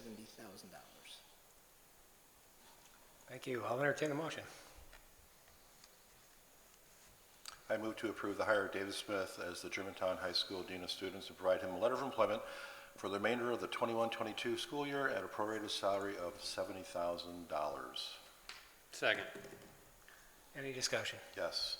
What is his fully loaded cost? It's prorated this year, $70,000, but what are we paying him? No, it'd be It'd be a quarter of that. So it's based on it, so he Oh, has. got it. Okay. Right, so it's a lot less than that. It's whatever's it. left in this year. Correct. Now, I'm going to address the elephant in the room. We had a lot of discussion earlier on about budget. Are we going to turn the clock forward a couple months when we start looking at cost reduction opportunities? Are we doing a disservice to Mr. Smith? And that's not fair to him. I'm happy to speak to it. I can say that this was something throughout the beginning part of the year, and I think December ultimately was when we committed to moving in this direction. We felt a very, very strong need for it that I don't think is going away. There's also some added pieces to this relative to academic and career planning that are woven in now. Quite honestly, there's some fits to what we just, talked about for a number of minutes, so. Okay.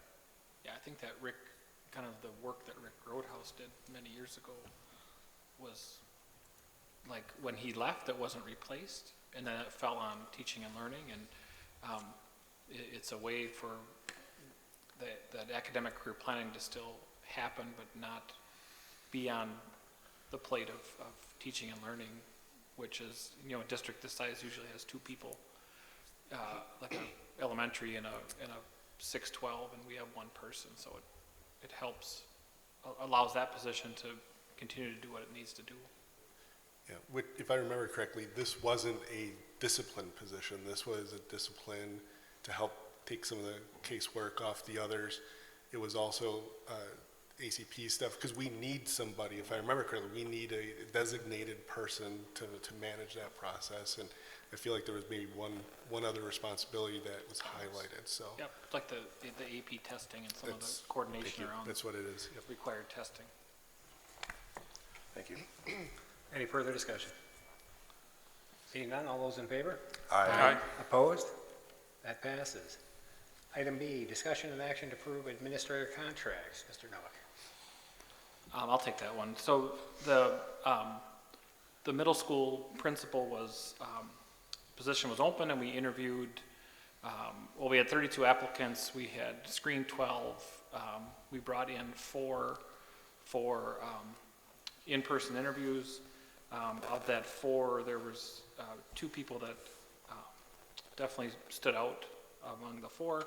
We had 25 people on the interview committee, made up of a board member, administration, district office administration, staff, parents, support staff. And after day 2 of interviews, which also included a site visit by each candidate, the group recommends Jessica Gearin as the next principal for Kennedy Middle School. I would ask the board to approve her hire at a rate of $114,000, starting in July 1st, 2022. Thank you. I'll entertain a motion. I'll make a motion just to get the discussion going. Approve the hire of Jessica Gurin as the new principal of Kennedy Middle School with a 2-year contract and employment to commence July 1, 2022. The salary for the first year of the contract will be $114,000. Second. Any discussion? I'll start. I'm going to be a no this evening on this, and if more board members will join me on this, it's over. It's nothing personal against Jessica or the group of 25 people, you know, that interviewed the final candidates. It's just that there's enough information that I've checked on myself and enough that was presented this evening that I cannot go forward with this with a clear conscience. The other thing I would accept is if we table it, and I don't know if we can do a closed session with Jessica so that the board can get to meet her and talk to her and find out what's going on, or if we can do a closed, you know, the board alone. It doesn't matter to me either way, but I think with the candidate there, it might be better, you know, that we can discuss some things with her and go from there, so. Turn the clock back, I believe it was March of last year. We had a conversation in the auditorium or cafetorium at County Line on CRT and some other initiatives. And this board voted 7-0. And then all this stuff happened. And I think we learned a valuable lesson at that time that we need to, where appropriate, we need to put the pause button on. And during that time, everybody saw the firestorm that happened on both sides of the argument. And there was a petition out there when I was still the board president to get me to resign, and I signed it 20 times that I'm still here. But I learned a valuable lesson that I think we just need to learn more. So I would support Mike's comment about tabling it, because she may be a very good candidate. We just got the information of the hire last week in an email, and then the email started flowing. And I do appreciate the due diligence that our moms and dads do and others on doing deep dives on items of interest. So thank you for that. But this particular matter, I had no idea what AVID is or was. So I've got some more research to do. And what does it mean to not only our staff, but also our students? Even though we have policy in place, are we at risk by bringing somebody in that has this? And I appreciate the gentleman when he said, is it fair to her that this is my passion, I've been doing this for so long, and now you're telling me I can't do it? I appreciate that. But you know, we all make choices, and if that is put on the table for discussion with that individual, that we will not be going down that path, well, she's got to make a choice or not. But I would like more time to review the candidate, possibly bring her in for a closed session, like we have done with other candidates. But also, I think this is an opportunity for us to look at the entire process and maybe there's opportunities for improvement there too. Maybe have the board be more engaged, involved in the final 3 candidates and have those closed sessions with the board before it goes out there in public that this is the candidate and we're putting all of our eggs in one basket. So I would recommend tabling it for further conversation and due diligence. Mr. Barney. Yeah, I mean, we're looking at hiring someone who has made Avid their life's work. And thanks to some of the resources that the community shared, 20 things I can do to be a more equitable educator from avid.org, number 18, I will acknowledge my role as a social activist.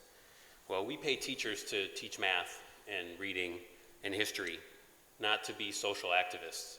And I would expect our principals would support our teachers that are teaching math and English and history and not be social activists. So I too support putting a pause on this because we need to do a deeper dive to see if there's any issues here that we need to be concerned about. I was the one that was on the interview committee, so I spent the 6 hours, something like that, during the couple weeks ago.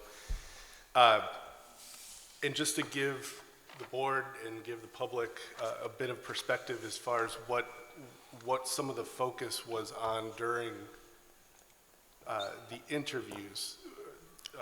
Discipline, visibility to all parents and staff, and then generally speaking, relationship building.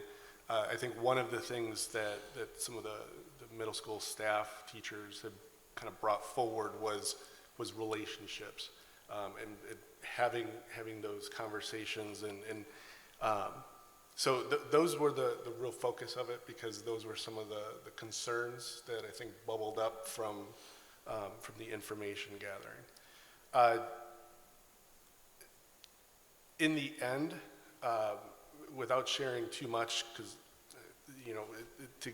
I don't recall all of the details, but generally speaking, the 25 folks who made up the committee, it was a clear majority who the candidate was that we as a collective preferred. I did a little bit of research because it did pop up, and one of the things too that was brought forward during the process that I think, and I don't want to speak for everybody in the interview committee, but I think at least a couple of people mentioned, I'll call it a surprise or almost a shock, that she brought forward and passed out to us. I don't recall if it was a 90-day plan or a 120-day plan, but she had actually kind of laid out, obviously somewhat generically, because she doesn't have all of the details about the staff, the school, the students, et cetera. But she had actually handed out to us for our review kind of a time frame as far as here's what I would be doing July 1st. And I think she actually even shared at some point that if possible, she would make an effort to come in and at least make a couple more visits to the school. So generally speaking, the interview committee had a very positive view. I think, once again, take this for what it's worth because it's flowing through me. The staff felt that they could work with her and develop those relationships. Generally speaking, once again, flowing through me, I think the parents, of which I served kind of a dual role there. I was a board member, but I also have currently 2 students in the middle school, and then one will be there in a couple of years. From the parental perspective, there was a sense that we'd be getting more from her. not to be too critical, but currently there is a little bit of a lack of communication from the middle school to current parents. So yeah, I appreciated that. In the end, I'd be fine tabling it if that's ultimately what the board would prefer. I'd vote as a board member, but I also feel like as kind of the board member who was able, because of my schedule, I was able to make these sessions. I also feel a bit of an obligation to represent the interview committee and their voice. But if need be, I'd be comfortable with tabling the issue and giving the rest of the board the opportunity to discuss and ask some questions and try to find a level of comfort. Just a couple things. On AVID, and I've never been in an AVID district, so I don't know what it actually means, and it's usually a program means more than what you read online. Chris has been in an AVID district, Brittany's been in an AVID district, Mike's been in an AVID district. We've hired multiple people prior to me that came out of AVID districts. Our number 2 person in the interview process is in an AVID district. Our number 3 person is in an AVID district. The point is, it's in a lot of places, but you have to subscribe to the program and pay for the program. It's $10,000 or more. That's something that we aren't going to do as a board. So, and after those first 2 candidates, there's a huge drop off. And as Tracy stated, my perspective, there's a lot more to this candidate than training that she had in one area. So my 2 cents. And I said I can't speak to AVID as it happens in a district because I haven't experienced it, but I know others who are here have. Do we know if Elmbrook is? Brett, Yes. If I could briefly, to my knowledge, Mequon, Thiensville, West Bend, Menominee Falls, Elmbrook, Waukesha, Muskego, Oconomowoc. And I can say with absolute certainty they're not going this route.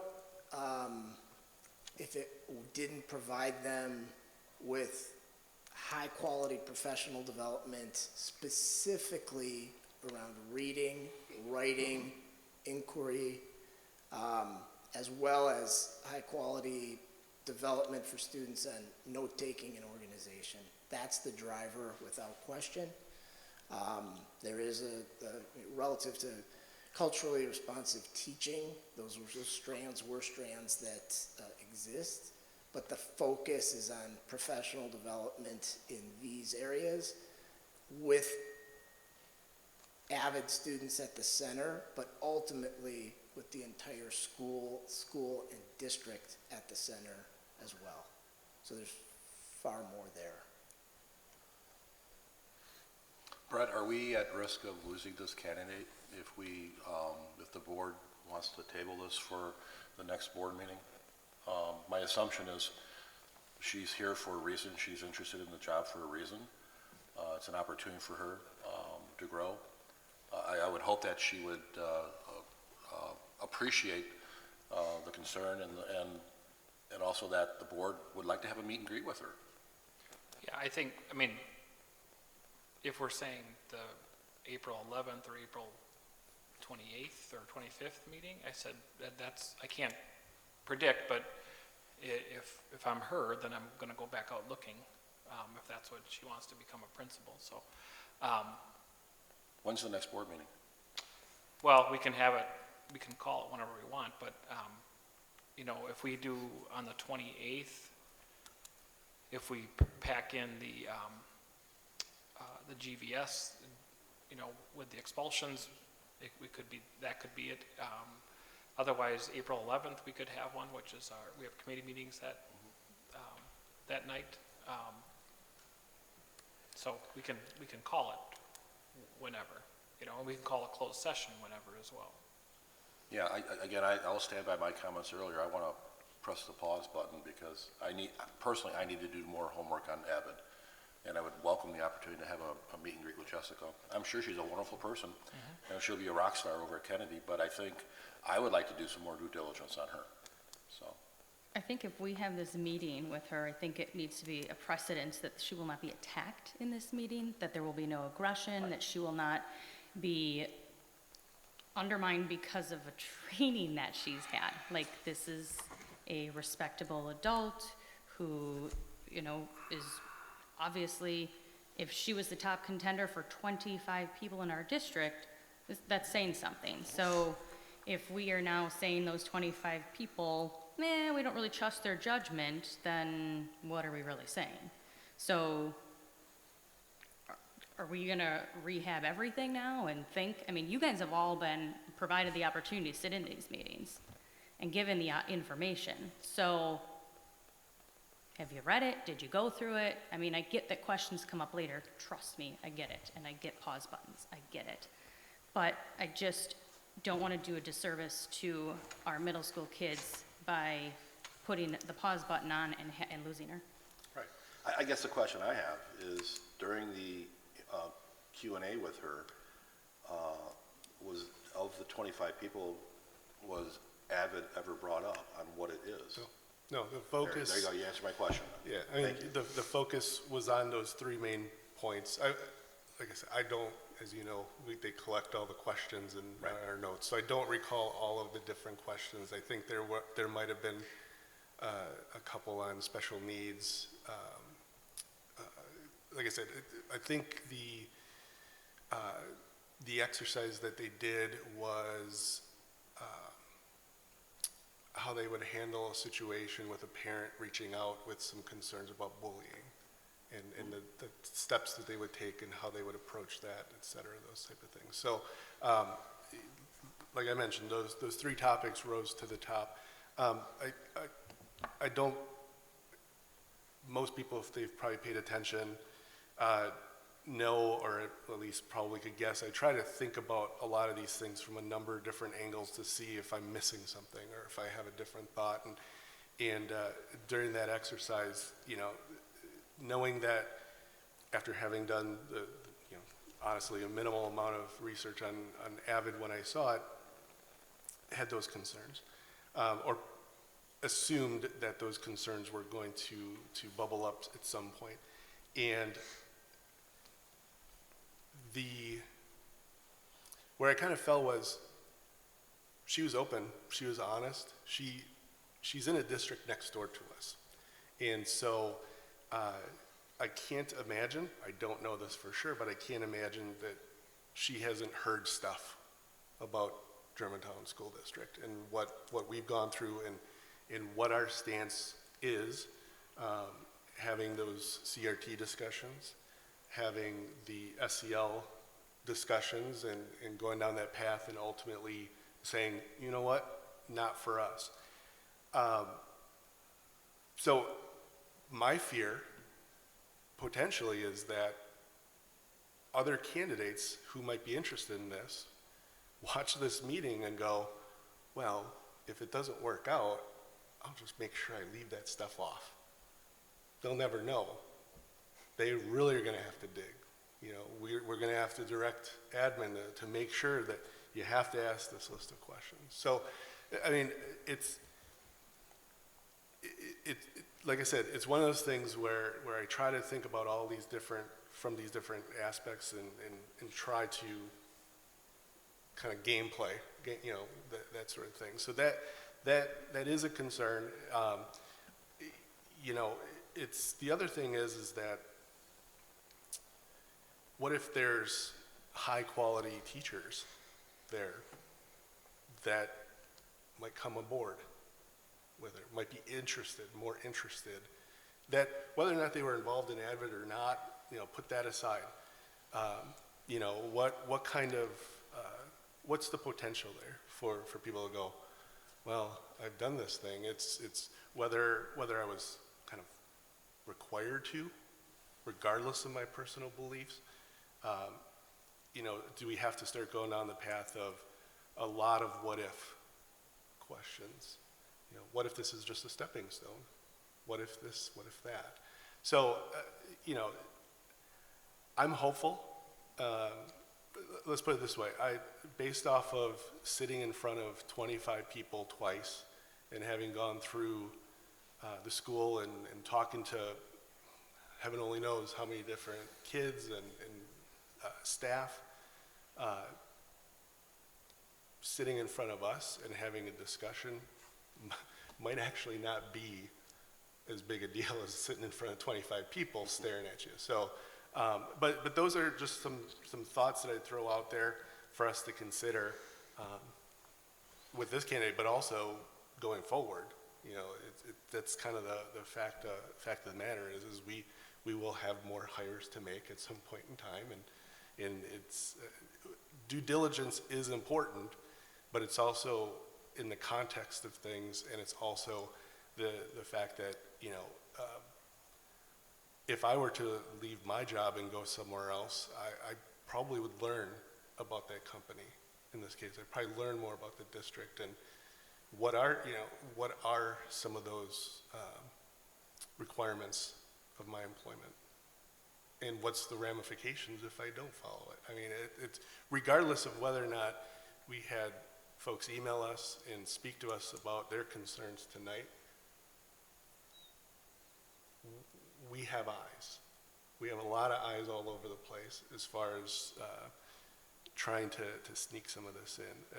You know, I don't know if you guys recall, when this first bubbled up, I think it was shared with us that there's a Google Doc somewhere out there for people to report CRT or SEL that's occurring in the schools. So I don't know if, like I said, I don't know if that's still out there, but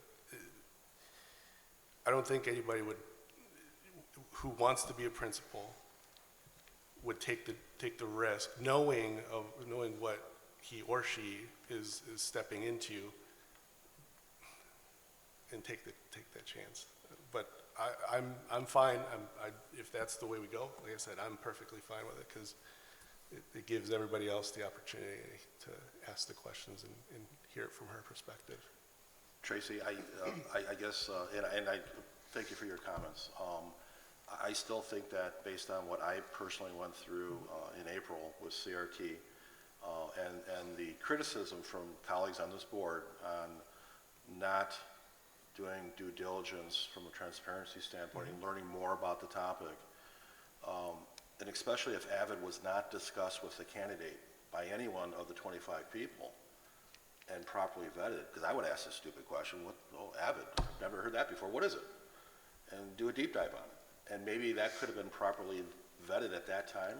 And not at all being critical of the 25 people, because that's a lot of heavy lifting, and you guys did some great work to get the candidate here. But I would welcome the opportunity just to have a conversation, like we did with our person over there. And we had a wonderful conversation, closed session, and the board took action. And so I would welcome that conversation. I need to learn more about AVID, even though we're not teaching AVID here, even though we've got policy that restricts certain things. We put a cap on CRT, I think, only 2 classes. So I would welcome the opportunity. And Jessica, she's probably watching tonight, and you know, you're a wonderful person, but I would personally like to have a meet and greet with her, to have a conversation, so I get to know her better. Not doing anything that's going to discredit or all the hard work that the 25 people did. But again, I think that we need to look at the process too. The committee could still vet people, but I think the board should be maybe looking at the final 2 candidates. So.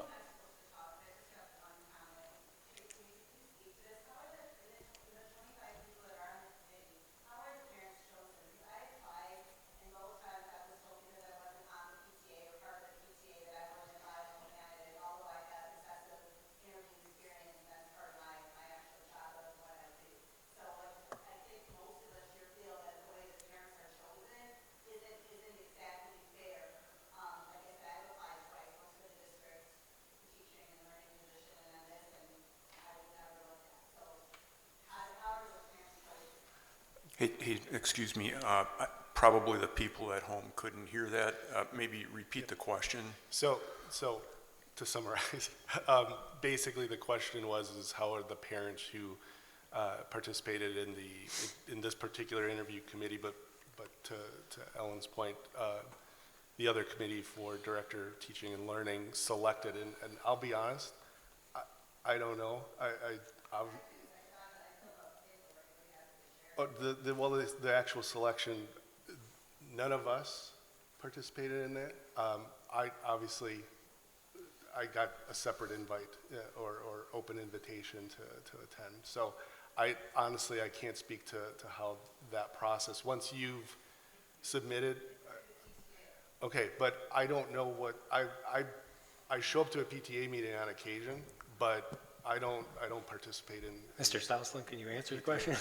Well, no, I mean, the PTA, we asked the PTA to give us, it depends what, if it's two parents to sit on a committee or 3 parents, they are the parent leadership body of a school. So if it's an elementary principal, like when we hired Tony, we asked the PTA to give us 2 to 3 parents to sit on the committee. So that's, and then how they vet and what they do, that's up to them. Can we change that going forward so that parents can put their name out and we random draw them? Because that should be open to all the parents, I would think. Rather than having select people that pick their pet favorites. Well, the parent, hold on, Chad, hold on. The Parent-Teacher Association is anybody can show up and not pay a fee. So you can just show up and participate. I'm sure, based on bylaws or whatever else that might be applicable to them, there might be things that they can or can't vote on, or, I'm no PTA expert. But anybody can show up to the PTA meetings and participate in some way for free. There's the fee that they collect too, and like I said, that might grant certain benefits or whatever. So, I mean, I have no idea how it was determined to go through the PTA or anything else like that, but, Okay.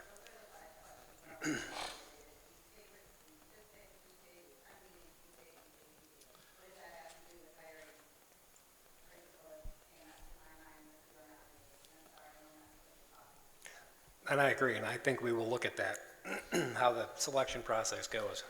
So, Mr. Love. I think there's a limit to the number of board members we can have on this interview committee, right? Otherwise, it becomes an open meeting. That is correct. We can't do that. So what is the number? 3. 3. 2 or 3. 2 or 3. Okay. I didn't volunteer. I wasn't asked. After seeing Jessica. Well, actually, all the board was asked. Yeah. Well, more than once. Just Oh, okay. I might have missed it. Did it come in via email or board meeting? Okay. Maybe it was the time of day then or something that I didn't do it. But anyways, when I got a copy of the resume, I looked up this AVID thing, and everybody knows by now that I'm a technical person. I have good technical English, but I'm not necessarily a AVID or a CRT English person. So 2 years ago, if I had read what was in AVID, it wouldn't have meant much to me. But on this day, I know some of the buzzwords that are related to CRT and so on and so forth, critical race theory. And I'm reading what AVID is online, and I'm getting all these buzzwords, and I'm thinking, oh no, oh no. So anyway, I'd like to thank all the citizens that spoke this evening. You were very respectful, in my opinion. I don't think you or any of us on the board have scared the candidate away. I think it'd be nice to have a closed session, and I'm sure she's tough enough after working in a middle school as a assistant principal to handle questions from the full board in a closed session. So I think we'll be fine with that and kind of go from there. Okay. If we are going to try to find a date to interview this candidate, I think it's prudent on us to do that as soon as possible. If she has visions of becoming a principal somewhere, and she turns out to be the right candidate for us, we don't want to miss that opportunity. Anybody have availability even later this week? We don't know if the candidate would, but just to try to. Yeah, I agree with Tom. Does, Keep going. like Wednesday work? Does for me. Yeah, I can do Any Wednesday. specific time? Like 6? 5, 6? I know we're not supposed to look at our phones, but can I pull up my Yeah, calendar? Wednesday at 6 would be good for me. Bob? Yeah, that's fine. Yeah, we'll check with the candidate, and I'll get back to all the board. Wednesday at 6. I think, It'd be at the district office. I think we've been put in another impossible situation, and I think talking to the candidate is our prudent move at this point. Unfortunately, we can't control what goes on in other districts, and if we end up with a litmus test that anybody who's involved with any curriculum or training program or anything that has to do with things we don't like, we would have to fire everyone in the district and not be able to hire anyone. We would be put in an impossible situation moving forward. I unfortunately didn't get to go to the interviews because I was on vacation, otherwise I would have been there, and hopefully some of this could have been alleviated, but that didn't happen, and we're here tonight because of it. I'm hopeful, from all indications that I've gotten from people that I've talked to that have met the candidate, we have a potentially outstanding candidate that we could be bringing into this district, and I don't want to risk losing a good candidate. So, as Brett's saying, we need to get with her as quickly as possible, and hopefully, we can understand what her view is, what her point of view is, and what her interest in coming to this district really is. So that's my hope moving forward. So I will table this until we can set up a meeting, hopefully Wednesday. So I'll come back. We've got a motion on the table to, and we have a second, so I don't know what we need to do to untangle that. Do I need to withdraw my motion then? Oh, I think you can defer it until, you know what I mean? Still table the, I think I can table can it. table the I'll motion. move that we table it. Second. Okay. So then we ignore the original motion. I mean, it could be a friendly I'll amendment. withdraw my motion. So Okay. I think that's then the you way can- to do it. Then table it. Withdraw and table. Okay, any discussion?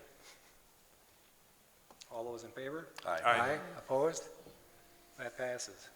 We are tabling that, and hopefully we can set this up as quick as possible. Moving on to item C, discussion and action to approve teacher retirement. Thank you. We had a very recent retirement submission. Jill Sweeney, special education teacher at Germantown High School, is requesting that the board accept her decision to retire at the end of the 21-22 school year. Jill has taught special education at Germantown High School for the past 15 years. Prior to her current position, she taught at St. Francis Borgia Catholic School in Cedarburg for 1 year and in Lincoln, Nebraska for 10 years. We ask that you approve the request for retirement at the conclusion of 21-22 school year for Jill Sweeney and thank her for her years of service to our district. I move to approve the request for retirement at the conclusion of the 2021-22 school year for Jill Sweeney and thank her for her many years of service to our district. second. Any discussion? All those in favor? Aye. Aye. Opposed? That passes. Moving on to item D, discussion and action to approve Early Childhood Credit Program, ECCP, Start College Now. Yes, that's going to be Chris Ryder. Hello, everyone. I'm coming to you to seek approval of the Early College Credit Program and Start College Now, both statutory required for board approval so that our students at GHS have the opportunity to attain college credit or through Start College Now attend a technical college for certification. The Early College Credit Program, the district incurs 75% of the cost of the college credit for college courses, for courses that exceed our course selection. This year we have one student that applied for 8 courses, an English course that is beyond AP at the high school level, and then 7 economics courses That does not mean that the student will take all 8 courses next year, as they apply for multiple courses and will look at college catalogs in order to select possibly up to one of those courses. The state will pay for 25% of that. We pay for 75% per state statute. And the Start College Now program is working with Wisconsin technical colleges. We pay for 100% of courses that students apply for. And if a student is to pass the certification exam from said courses, then we receive up to $1,000 reimbursement per student. So we have, for the Start College Now program, we have 18 students who have submitted paperwork for the CNA certification, and 2 students who have submitted paperwork for multiple welding program, advanced welding programs, as well as advanced graphic design courses. Any questions? Mr. Love? I'm glad you clarified the 7 economics classes because I thought it was a typo. No, yes, that's, previously I've done this in other districts. Students are real go-getters, will apply for everything. And then once a college catalog comes out, they see what, and their high school courses are selected, then they see what they can fit in. Usually it's at the beginning or end of a school day, where then they'll take usually up to 1 class at 3 credits or less. They have to provide their own transportation as well, so that taking a course in the middle of the day wouldn't yield the results of being able to take GHS classes as well. Okay, thank you. You're welcome.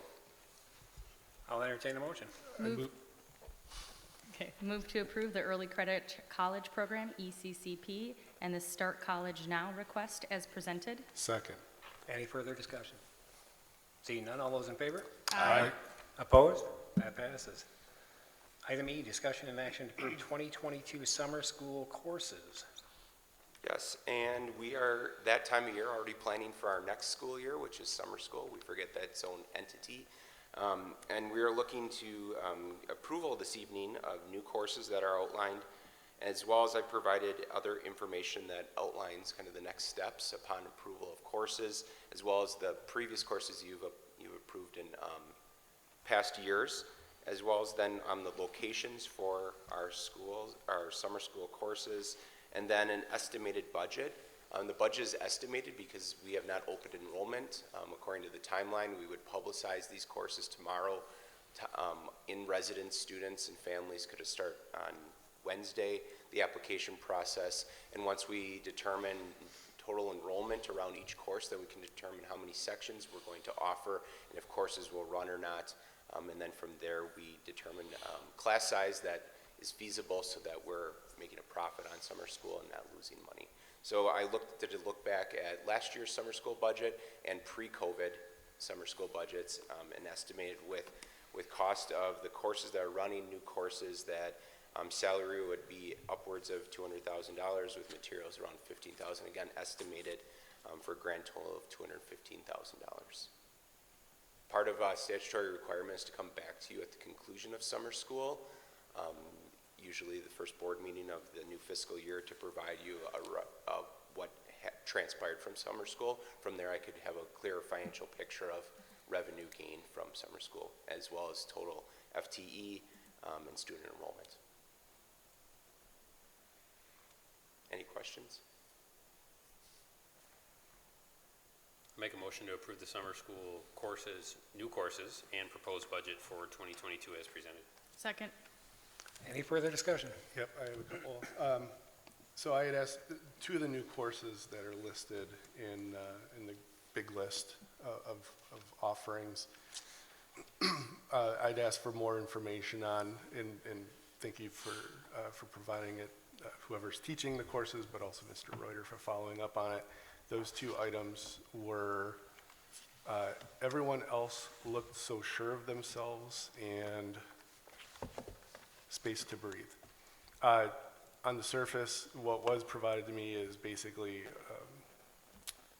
an outline of what's covered: mental wellness, understanding thoughts, coping strategies, improving self-esteem, managing conflict. On the surface, I think that this is both of these could be very helpful courses for parents to choose to have their students participate in. I'd still like to get a little bit more information regarding source material that might be used, handouts, et cetera. Like I said, on the surface, I think there is absolutely a subset of our students who would benefit probably from both of these courses.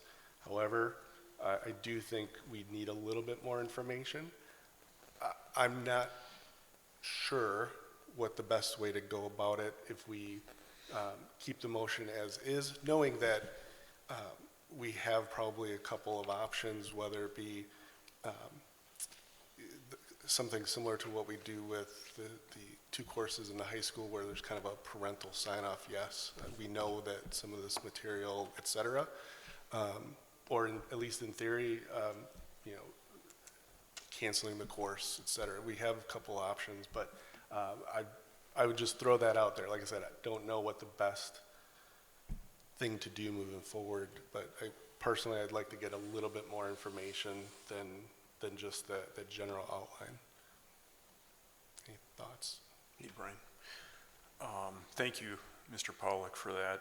I almost forgot that I saw these 2 courses in there, and Mr. Reuter, did I pronounce that right? Reuter? Okay. These 2 classes sound a little bit like what we were looking at when we did not approve SEL for the middle school. And so I think we can leave them in there, but let's get the material like you've asked for and just look it over. So this is the verify but trust and you know, method of doing business. I think it's a good idea. I can forward to the full board the information that Mr. Pollock asked for over the weekend, as well as these are self-select classes. They're not universal, so a parent or student would have to sign up to take the courses as well. But I will get that information to all of you and then work with the teacher who did submit proposals for these 2 courses. Yeah, the turnaround was quick. I'll say that for sure. So, Very good. Yeah, I just forgot. I didn't write any notes when I was looking over the material and missed it this evening, so thank you. Okay, any further discussion? Seeing none, all those in favor? Aye. Opposed? That passes. I'll entertain a motion. Move to adjourn? Second. Discussion? All those in favor? Aye. We are adjourned at 9:48. Thank you all for coming, and drive home safely.